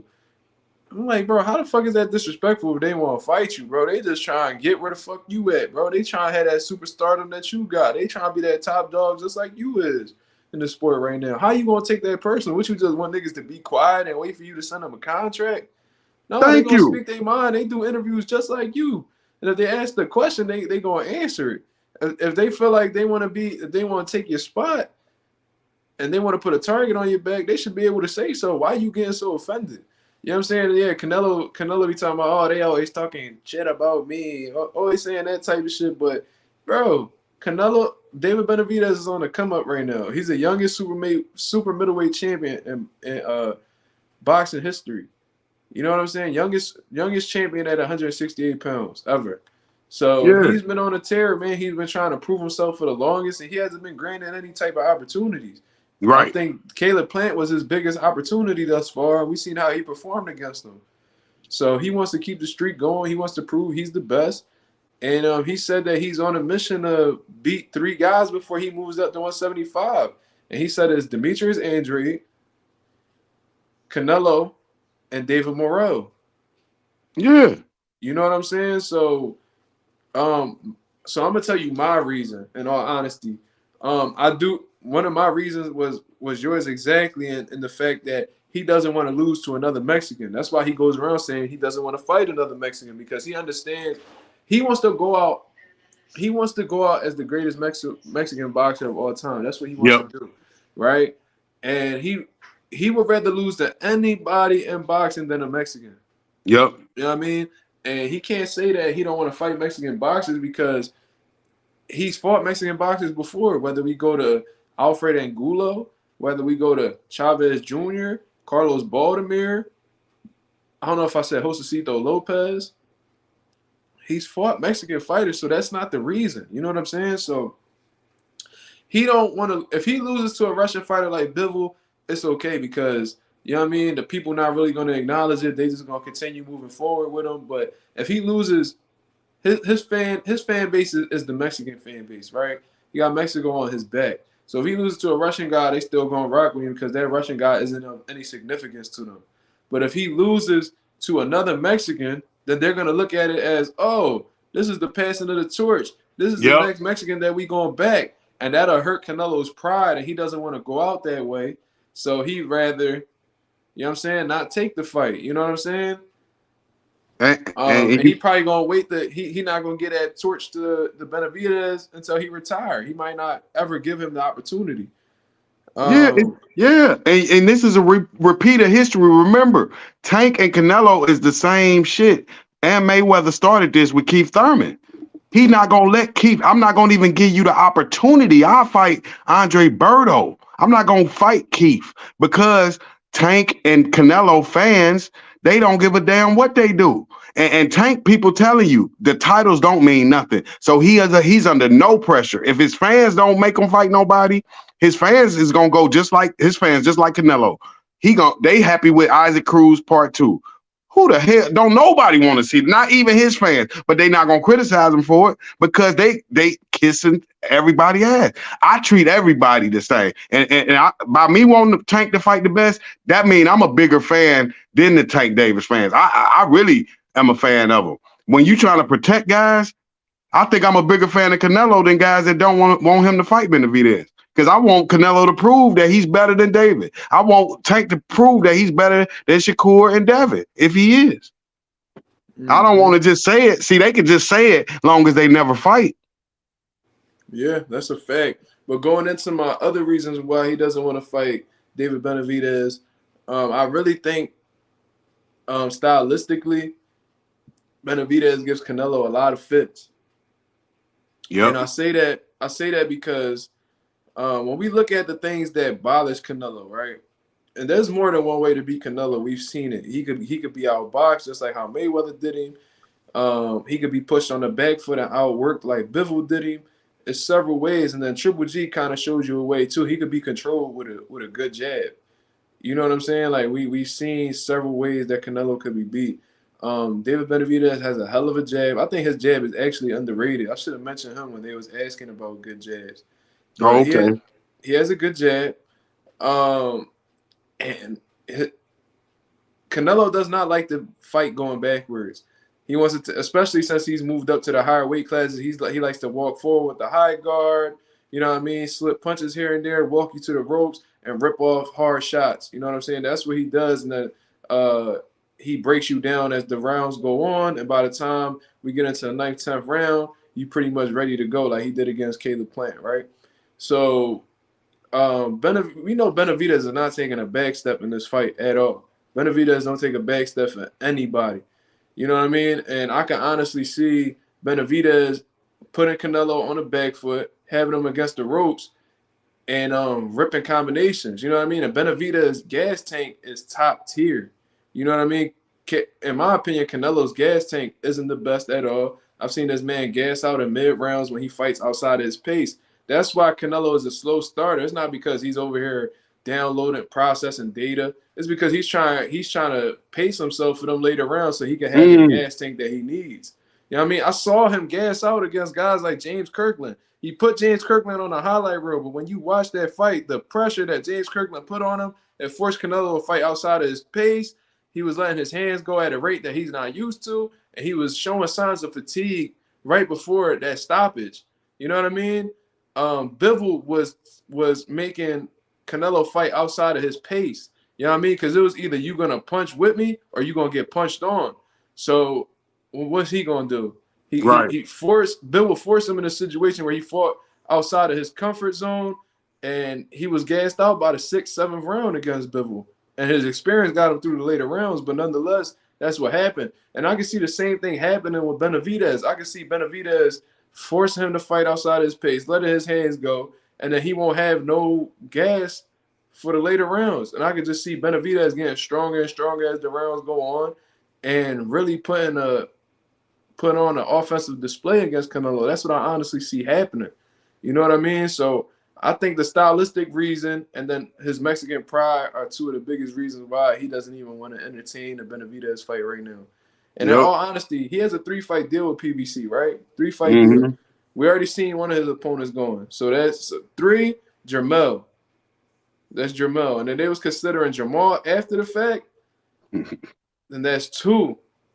So who's that 3rd fight going to be? If PBC lets Canelo walk out of this 3-fight deal successfully without fighting Benavidez, PBC failed. Their whole objective, Al Heyman's whole objective should be the end result, Benavidez versus Canelo. Because that's the biggest fight that can happen at super middleweight. I don't care what nobody says.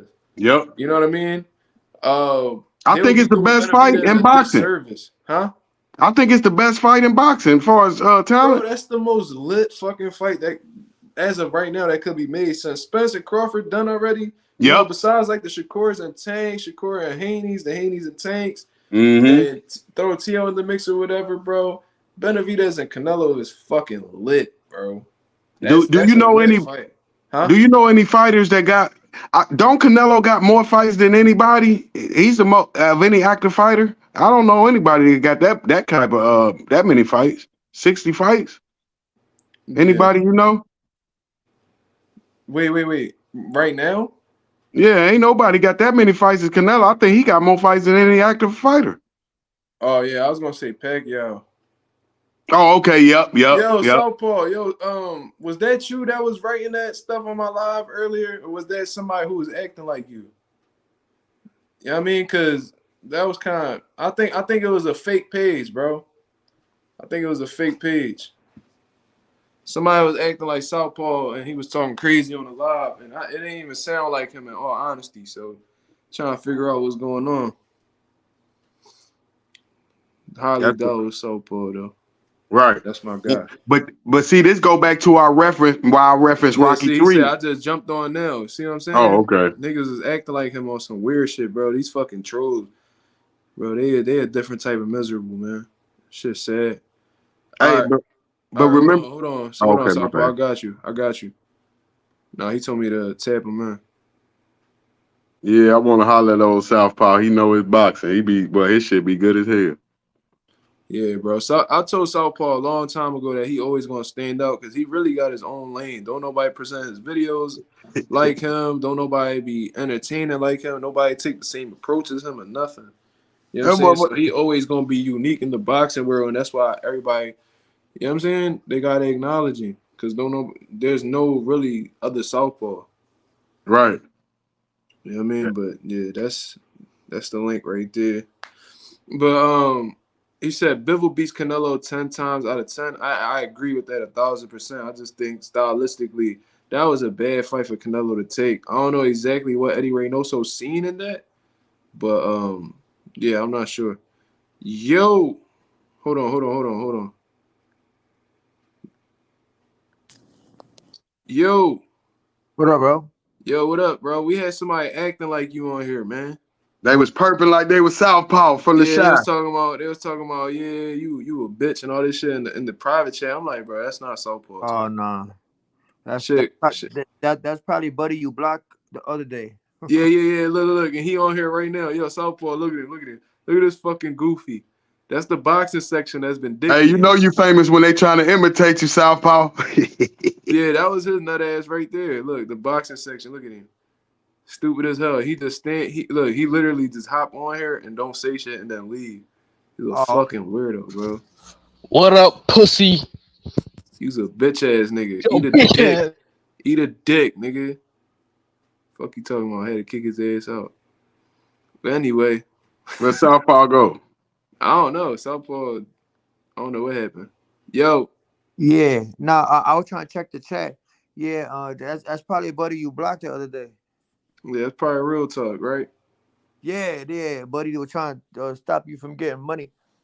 Yeah. Somebody said, I want to see Benavidez versus Canelo. Need to see Floyd and an exhibition tour versus Keith Thurman. That would be fucking hilarious. You know what I would like to see more, though? From an exhibition standpoint, I would like to see Floyd and Broner do an exhibition. I would love to see that. Yeah. I would like to see Floyd and Oscar again. Oh, yeah. Yeah, Oscar got the fake abs now They and similar. shit. Yeah. That's why they similar age. Right. Yeah, that actually would be pretty good. I actually agree with that. Hey, do y'all know who Broadway Joel is? Broadway Joel. Nah, who that?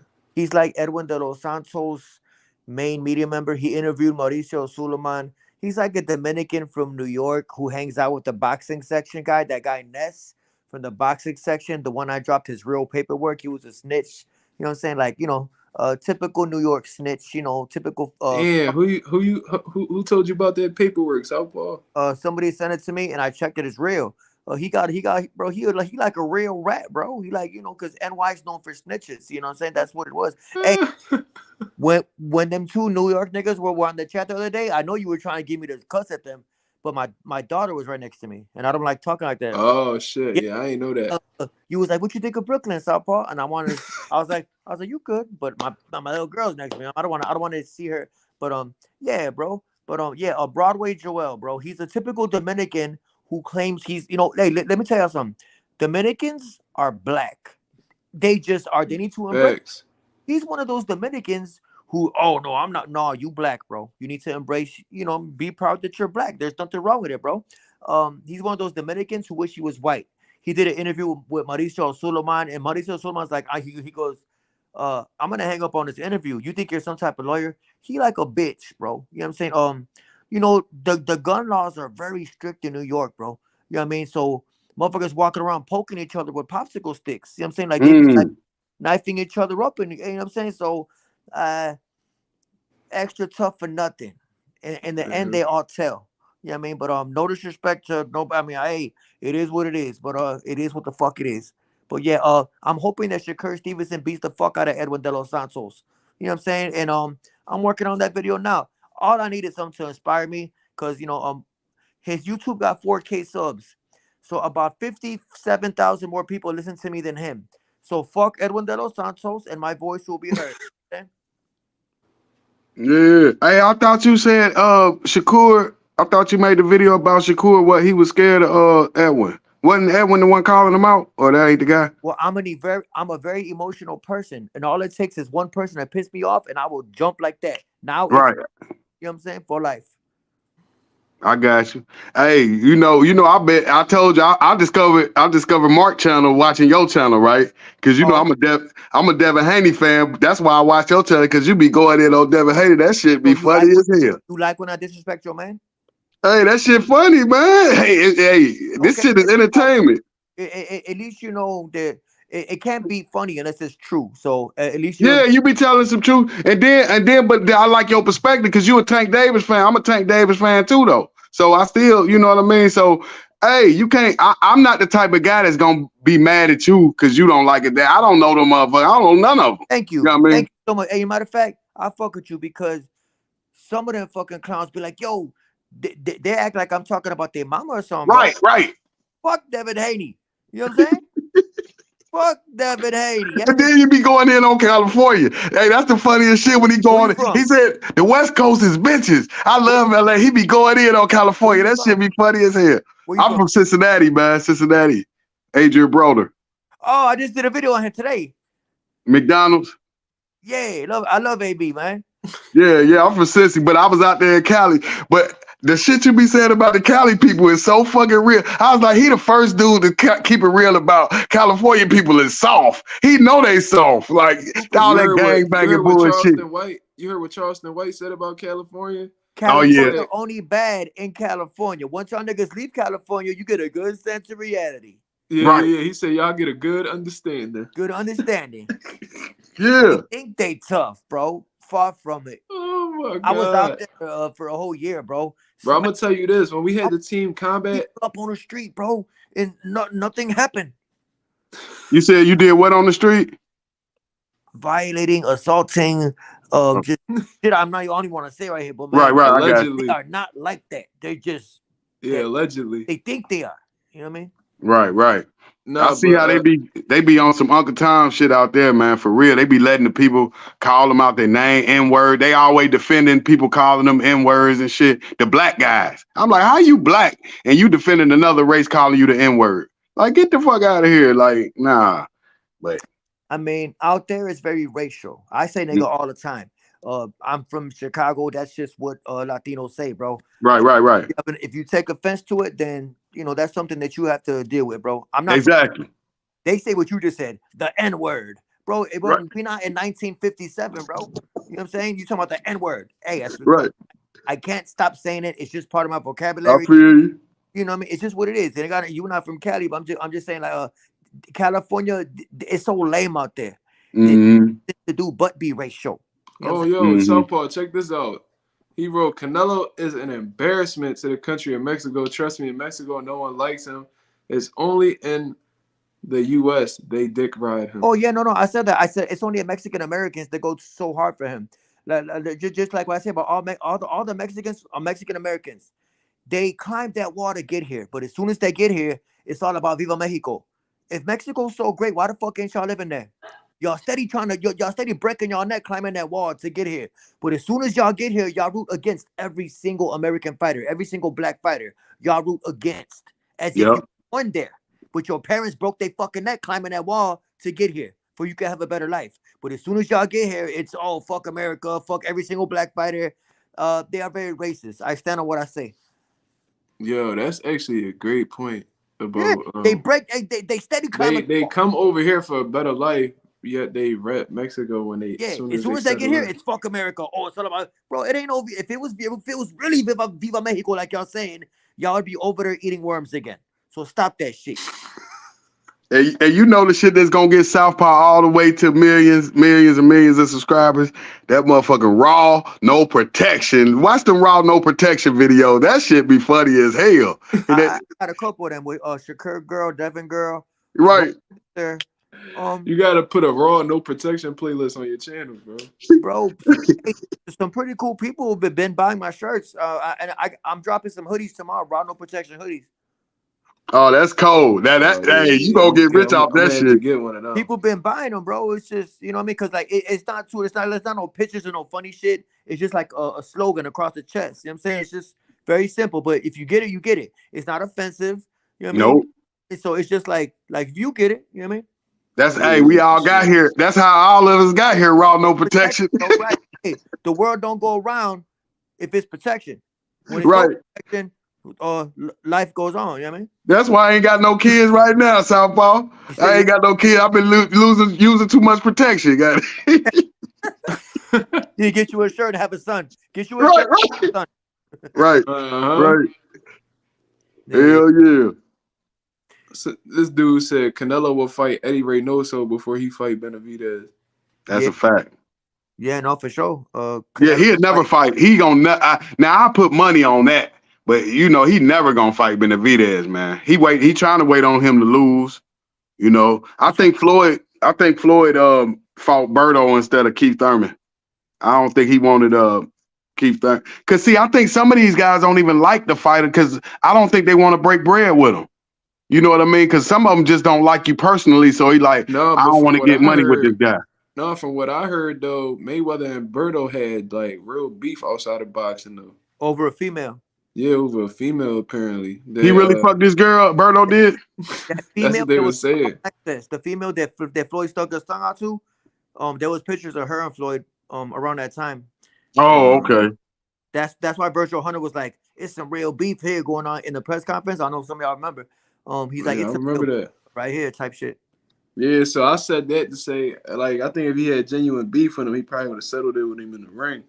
I don't think that would have discouraged him from having a fight. I just think that at that particular time, he fulfilled his contract with Showtime, and he just wanted to do like I look at that last fight with Berto as his like goodbye to boxing. You know what I'm saying? That's how I seen it.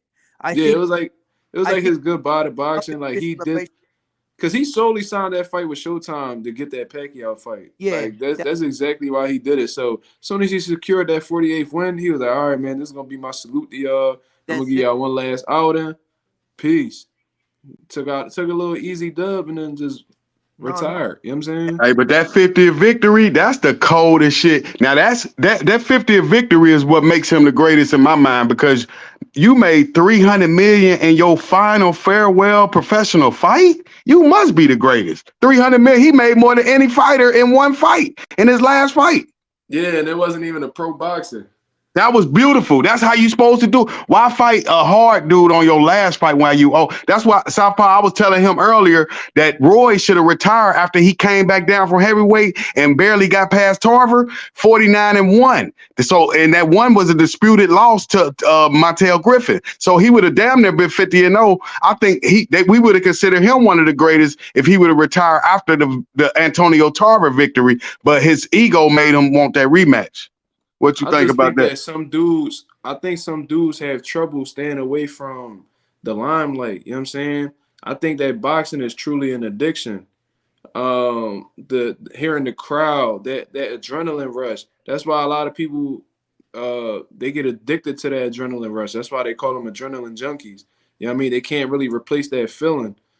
So the best way to do it is to maintain that high is to keep fighting.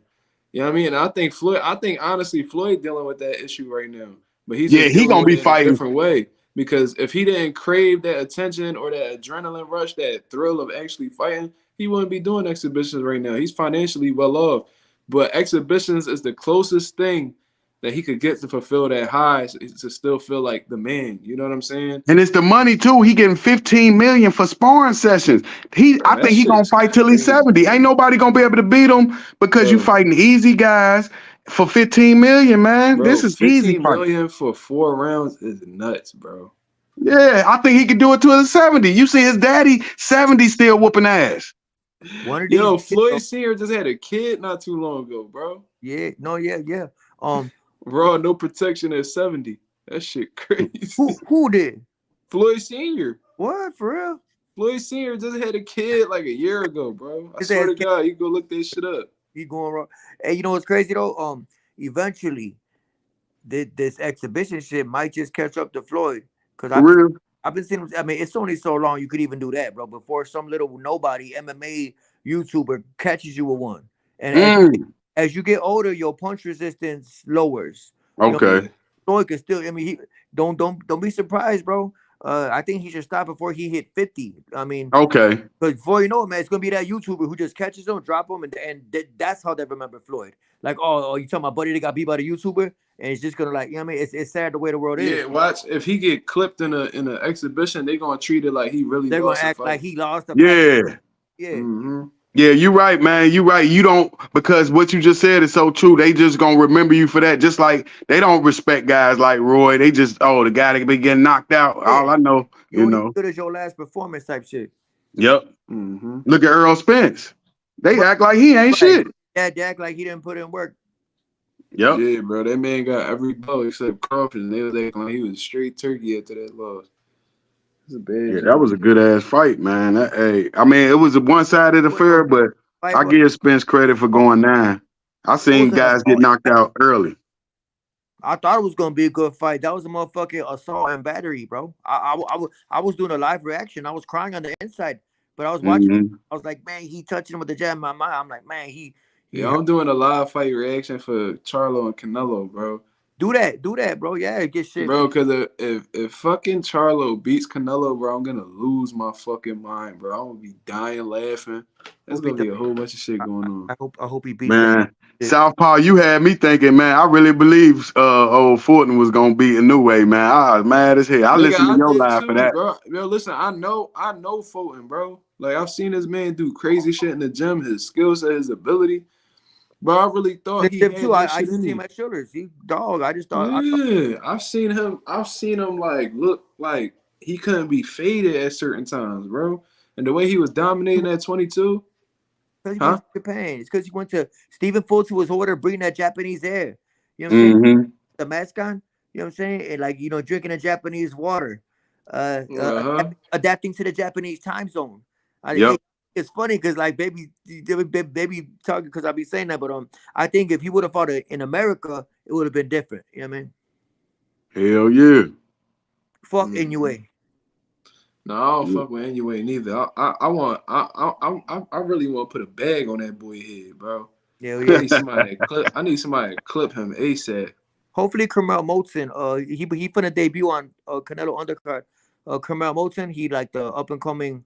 Yeah. He finna fight a guy 4-0 in his debut. I'm like, damn, you rarely see a guy fighting an undefeated guy in his debut. But he Bro, they Floyd's. really believe in that kid. They probably trying to fast track him. They probably gonna do like a Lomachenko approach. Who was that? Who was that champion you was talking about, Southpaw? He was gonna his debut. He was gonna fight a champion. Is that the guy? Yeah, Carmel Carmel. Moulton, yeah, little light skinned shorty out of Floyd's gym. He like 17. He's 18-time national champion. I gave him an interview. I interviewed him. Come on, he said he finna jump on before the Canelo fight. Like next week, I'm finna interview him. He's good, bro. 18-time national champion. He be knocking shit out at the gym. Floyd believes in him. You know what I mean? Yeah. So that's the one you were saying he was trying to get a championship fight, his first debut fight. Pro debut. Lomachenko got one his second, but that's because he's white. Right. And he lost though. He lost. He lost to Salido, yeah. Yep. And Gary Russell, the next fight. Yeah. I think Gary Russell. Do you think somebody said Lee Wood ducked Moulton? Yeah. That's the fight Floyd was trying to set him up with. Yo, ducking a nigga who don't got a pro fight yet is crazy though. Yeah. I do think Moulton gonna be a fucking problem though, bro. Yeah. Like you can already see he already got the pro style, bro. His fucking hand speed, his explosiveness, the way he varies shots, like his offensive creativity. Yeah, bro. He's that shit crazy, bro. He's ahead of his time, man. And he fast, creative. Who body bro, like that thinking. You could see him thinking like milliseconds, bro. He thinks so sharp, bro. Like he just be body shot, overhand, hook, press him to the ropes. Just he got all type of like. He's very creative in his head. I like that. Yeah, when he 122. Yeah, 126, I think. 126. Could be wrong. I gotta ask him. No, I think. So what's the rules with the boxing? Can you? Lee Wood is a champion at 126. So 126. Oh yeah. Lee Wood is champion 126. Lee Wood talking about, I don't want to fight Carmel. I want to fight Floyd. You know what I mean? Like, what the fuck is you talking about, boy? You're such a dumbass up, bro. Right. Yo, bro, I swear to God, bro, I could have interviewed them dudes, bro. If I was a media guy, bro, I would just, I think like out of reflex, I'm like, man, shut your dumb ass up, bro. I swear to God, I end up seeing some shit like that. Yeah. Bro, these media dudes really be sitting there and be nodding their head while they be hearing straight bullshit. Bro, right. Keith Thurman was talking about, yeah, man, like Crawford didn't beat the real champ. You saw that? Who the fuck the real champ then, nigga? Like, Marcos Vegas a bitch. Bro, he a pussy, bro. That little nigga a pussy. What do you mean he didn't beat the champ? Who are you talking about? Spence was not. He was so not himself that wasn't Spence in the ring. That was some miscellaneous ass nigga who disguised himself. He's trying to say that Spence was a shell of himself type shit. Oh, they making excuses. Yeah, I mean, Spence lost, bro. I accepted. I was rooting for Spence, but Keith Thurman tried to say, "Oh, I would have beat that version of Spence," and y'all know it, man. Come on. Bro, I don't know shit, nigga. I know you've been sitting on the shelf not doing a motherfucking thing. That's what I know. He a fucking weirdo, bro. Yeah, bro. He's a fucking real life cornball. He turned cuckoo for real. He be going to like these old weird ass cult spiritual sessions and shit. Talking about he could levitate. Fucking weirdo, bro. Nigga think he David Blaine or some shit, bro. He need to go sit his ass down somewhere. Yeah, Lomachenko made a mistake going in that second professional fight, going for that championship. Dude had damn near 50 fights, man. Yeah, Salido did him dirty, bro. Salido was whooping that ass, bro. I'm glad he hit him with all them nut shots. I'm glad, bro. Hell yeah, welcome to the NFL, baby. Bro, he never fought a style like that again. Yeah, he never fought the pressure. Come stand on your chest and just pressure the fuck out you. Don't let you create, because he likes to create, but he likes to get a little distance, create, angle and all that. Right in your chest. You're not gonna do nothing. I'm just gonna keep beating on you for you can't create. You know what I mean? Right. So they won't sanction so it's a problem of sanction a pro debut for a championship. Is that what it is? Nobody really can do it. I think the commission. This is my honest opinion. They probably let it slide because he under Floyd, and Floyd got a lot of leverage. He got a lot of power. But I think from my experience with commissions, bro, commissions are extremely strict, bro. Especially out in Vegas and shit like that, depending on where they fighting. They probably wouldn't even approve that shit because they'd be like, "Oh, he's 17 years old. He doesn't have any professional experience. We're not gonna put him in there with a world champion." They probably would turn that shit down. But Floyd got the money to make them overlook some shit. You know what I'm saying? He would have whooped Buddy too. He going up against an undefeated fighter, 4-0. Some Mexican dude. I followed him. Yeah, He going up against undefeated. Usually a pro debut guy, they set him against. You get 1-1, 0-5. You know, they set him against a undefeated fighter, 4-0. Yeah, T fought a 4-1 with like all knockouts in his pro debut. That's how you know that that they have a lot of trust in him. Yep. Yeah. Like you said, but them gold medalists like Ward and a few of them had some good ones. Like Lomachenko, I think his first guy was 25-2. His pro debut. Yeah, but like Floyd say, well, once you have 400 motherfucking amateur fights, you damn near pro anyway. Yeah, that's what I was going. Yeah, that's exactly what I was going to say, bro. Nigga, if you got, I feel like after you got over 100 fights, you pretty much a pro, unless you were right. You don't 100 motherfucking time. Oh, you really? Bro, if you got 400 fights and you done went to 2 Olympics and got gold medals in both, man, you a motherfucking pro, bro. Ain't nobody right, bro. You trying? But you see that hurt him though, because he wasn't a pro, so he wasn't used to professional, going the distance and taking them nut shots. They welcomed to the pros with a loss because he wasn't used to that. No, for real though. He only lost what, one fight? Lomachenko, he can't handle that rough, pressure-ish kind of style. You know what I'm saying? Oh, okay. I just think that he want to keep it cute. He want to keep it boxing. He don't want to really take it there, though. A lot of these boxers, they want to box, bro. These niggas don't like to be put in situations where they have to fight. It's a complete difference, bro. Complete difference. Loma likes to be pretty, show his footwork, his matrix shit, you know what I'm saying? But right. Salido ain't give a fuck about none of that. Yeah, just get up in your ass, bro. Like, you know what I'm saying? Like, just step to you, throw you on the ropes and beat you the fuck up. Don't let you breathe. You can't. Marcos Maidana. Shit, bro. Just Broner was trying to do all that cute boxing shit too, and Maidana was like, "Hold this overhand, nigga. What you talking about?" And you see why he lost that. You went from the softest punches welterweight to the hardest puncher heavyweight. You didn't get nobody a harder puncher to get you ready for Maidana punching power. He went straight from Paulie Malignaggi. Yeah, he definitely did. He went from Malignaggi to Maidana. That's true. That's a good point. Bro. A split decision win over Malignaggi. Remember, that was a razor thin victory. That was a wash, Malignaggi. I used to like Malignaggi, but in that fight with Broner, he did his thing though. He did enough to get a draw. I think he earned a draw. Malignaggi washed your boy too, Southpaw. Who that? Zab Judah. Oh, hey, God bless him. Fuck Zab Judah. Brooklyn. Zab Judah. Hey. Oh, Super Judah, man. Hey, I thought he got robbed against Costa. Zab Judah, the best 4-round fighter in boxing history. He gave Floyd work, and hey, I will say, out of all Floyd's fights, Floyd lost them first 4 against Zab. But that's all he really had, man. Once you got past the 4, he was Floyd's ass for 4 rounds, bro. Because he was beating Cotto ass for the first 4 rounds, and Cotto fucking started washing him after that. He would have been a great amateur. So he should have went to the Lomachenko route, 400 of them, huh? He got 4 rounds in him. But I really believe that he got robbed in that Costa Zoo fight. Why the fuck would you stop the fight just because he fall back down? That's not no fucking rule. You supposed to count to 8. Bro. That was. I thought what that you was think would have happened? Because his head bounced off the canvas, right? And then he got up so fast, his legs pretty much vaporized underneath him.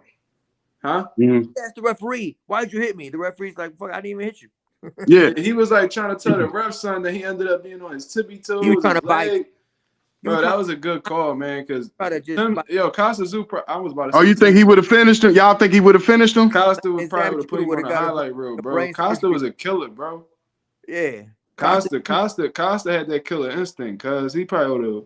Yeah. I think he would have recovered because he got hurt at the end of the round, and he had a whole minute to recover. You sound like you a Zab Judah. You sound you like he autographed your CD case or something, bro. Like, he would never recover. Hey, I think Southpaw, that shit been hurting me for 20 years, man. I lost a lot of bread on that fight. That shit, bro. You talking about he would have recovered? No, he wouldn't have, bro. I lost 150 on that. I remember that 150 very clearly. If he actually would have went about it smart, bro, he would have took that 8 count. He popped up too quick. Yeah, It way was too ego. quick, It bro. was When his you But hurt ego. y'all, like that, but bro. hold on. Okay, I'm gonna challenge y'all now. Now, why didn't Trevor Burbick and Mike Tyson? How many times did that motherfucker fall back down after Tyson hit him with that left Yo, hook? he fell like 3 times though. He got hit so hard, like he didn't know if he wanted to get. Trevor Burbick was stumbling all over the ring because he didn't know what he wanted to do. See? You actually right though, man. Yeah, so give my man the 8 count. Give him the same chance you gave Burbick. Why you can't give Zab that opportunity? Bro, I it's just don't different like Zab refs, Judah. bro. Different refs, different styles, man. I just But don't like that because he Devin Haney godfather, and that's Yeah. You say because yo, hey, he is though. He is. That's a yeah, fact. So I'm that's very fucking I'm hilarious, bro. I biased. forgot all about Burbick, bro. Burbick really did fall like 4 times, bro, in one Yeah. knockdown. He gave him the whole 10 count. Zab made it up by 6. Even though he fell down, he got right back up at 6, and his legs wasn't gone on him. Man, he Yo, was Tyson. Richie Steve was the no, it was some white man. I wish the fight would have went on because he would have got his brain surgery sooner. Zab got brain surgery from the Hebrew Hammer. I forgot his name. But yeah. That was Cletus fucked up. Selden. continue. Cletus He would have Selden. got the brain surgery sooner. Yeah, that How was did he Cletus live through Selden. that shit, man? Damn, Mark. How did he live that? He almost got killed in that fight, man. That was brutal. The I don't Hebrew even know Hammer why was he hitting him took with that the fight because at that time Cletus Selden was getting pushed by HBO as this like fucking old school rough rugged fighter, and for Zab Judah to be completely washed because he been washed for a hot ass minute before that fight. So Yep. I don't even know why he took that fight against that rough ass dude, bro. Like Zab that was just a terrible move. Terrible move. Hey, Zab and Mike Tyson, they fought well. I mean, they talked well for how for the punches they took and during their career because they got hit with some bombs. George Foreman, that man done took some bombs and he talked completely fine. Yep. Chavez Senior too. Yeah, Chavez Senior too. Marquez talked fine. Yeah. Them dudes done got hit with some shit, bro. I think nowadays you only hear James Toney talking like he can't like he's trying to learn how to talk or something. But James Toney did that to himself because he would spar every day. Yeah, I heard he would spar 7 days a week, 15 rounds a day. You gonna get fucked up, Can't bro. do that. Damn. Bro. Yeah. What? James Toney said he don't hit heavy bags because heavy bags don't hit back. And he said he never did road work. So he would spar every day. He's detrimental to himself. Yeah, he did that to himself. Oh, so he trained. That's how he trained with spar. That's why he was so good technically, defensively and stuff. Yeah, but it was at the cost of his health. You know what I'm saying? Yeah, you right. It's only so long you could do that, and it's gonna start to fuck you up, type shit. Yeah. Yeah, man. Damn, that's fucked up. Yeah, man. But I'm gonna wrap this up, man, cause I gotta get ready for work. Hey, respect to y'all, man. Thanks for having me I don't know on. what time it is. It's 1:19 over here, bro. Yeah, I gotta give me some. Oh yeah, rest. I gotta finish this video up. All right, man. Hey, probably this weekend. Is there any fights this weekend? Nah, Emiliano Vargas, bitch ass. I don't like him, but they got Xander Zayas in them fighting, so I like him. Yeah, matter of fact, yeah, I'll probably do a live for that. Guys, steal some money. You know what I mean? Oh yeah, but anybody Dominican watching, you are black, and you know what I mean? I was going for Edwin, but now it's fuck Edwin de los Santos. You know what I'm saying? And I'm working on that right now. But yeah, man, you gotta come on the channel, man, and you know what I mean? Hell yeah. I got you, bro. You just let me know. All right, man. All right, I'm gonna get up out of here, bro. Hey, fuck Devin Haney for life. You know what I'm saying? All right, y'all. I'm gonna get up out of here, man. I appreciate you guys being on. My guy J Cash, Slimeway, Tesla. You know what I'm saying? Jordan Sheriff, as always. Who else in the building? My guy Notes, George Jr. Shout out to y'all, man. Who else? J Almost, whatever your name is. I'm sorry about that, man, if I said it wrong. Nathan, Lorenzo. You know what I'm saying? Shout out to all of y'all, man. Y'all made the live what it was today. I appreciate you guys, man. I hope you guys have a beautiful night, man. I hope y'all wake up full of productiveness and positivity. You know what I'm saying? I'm going to get up out of here, man. Y'all have a great night. This is Mazuma TV. Shout out to Mazuma Nation and the Mazuma Mob. And I'm out of here, man. Peace.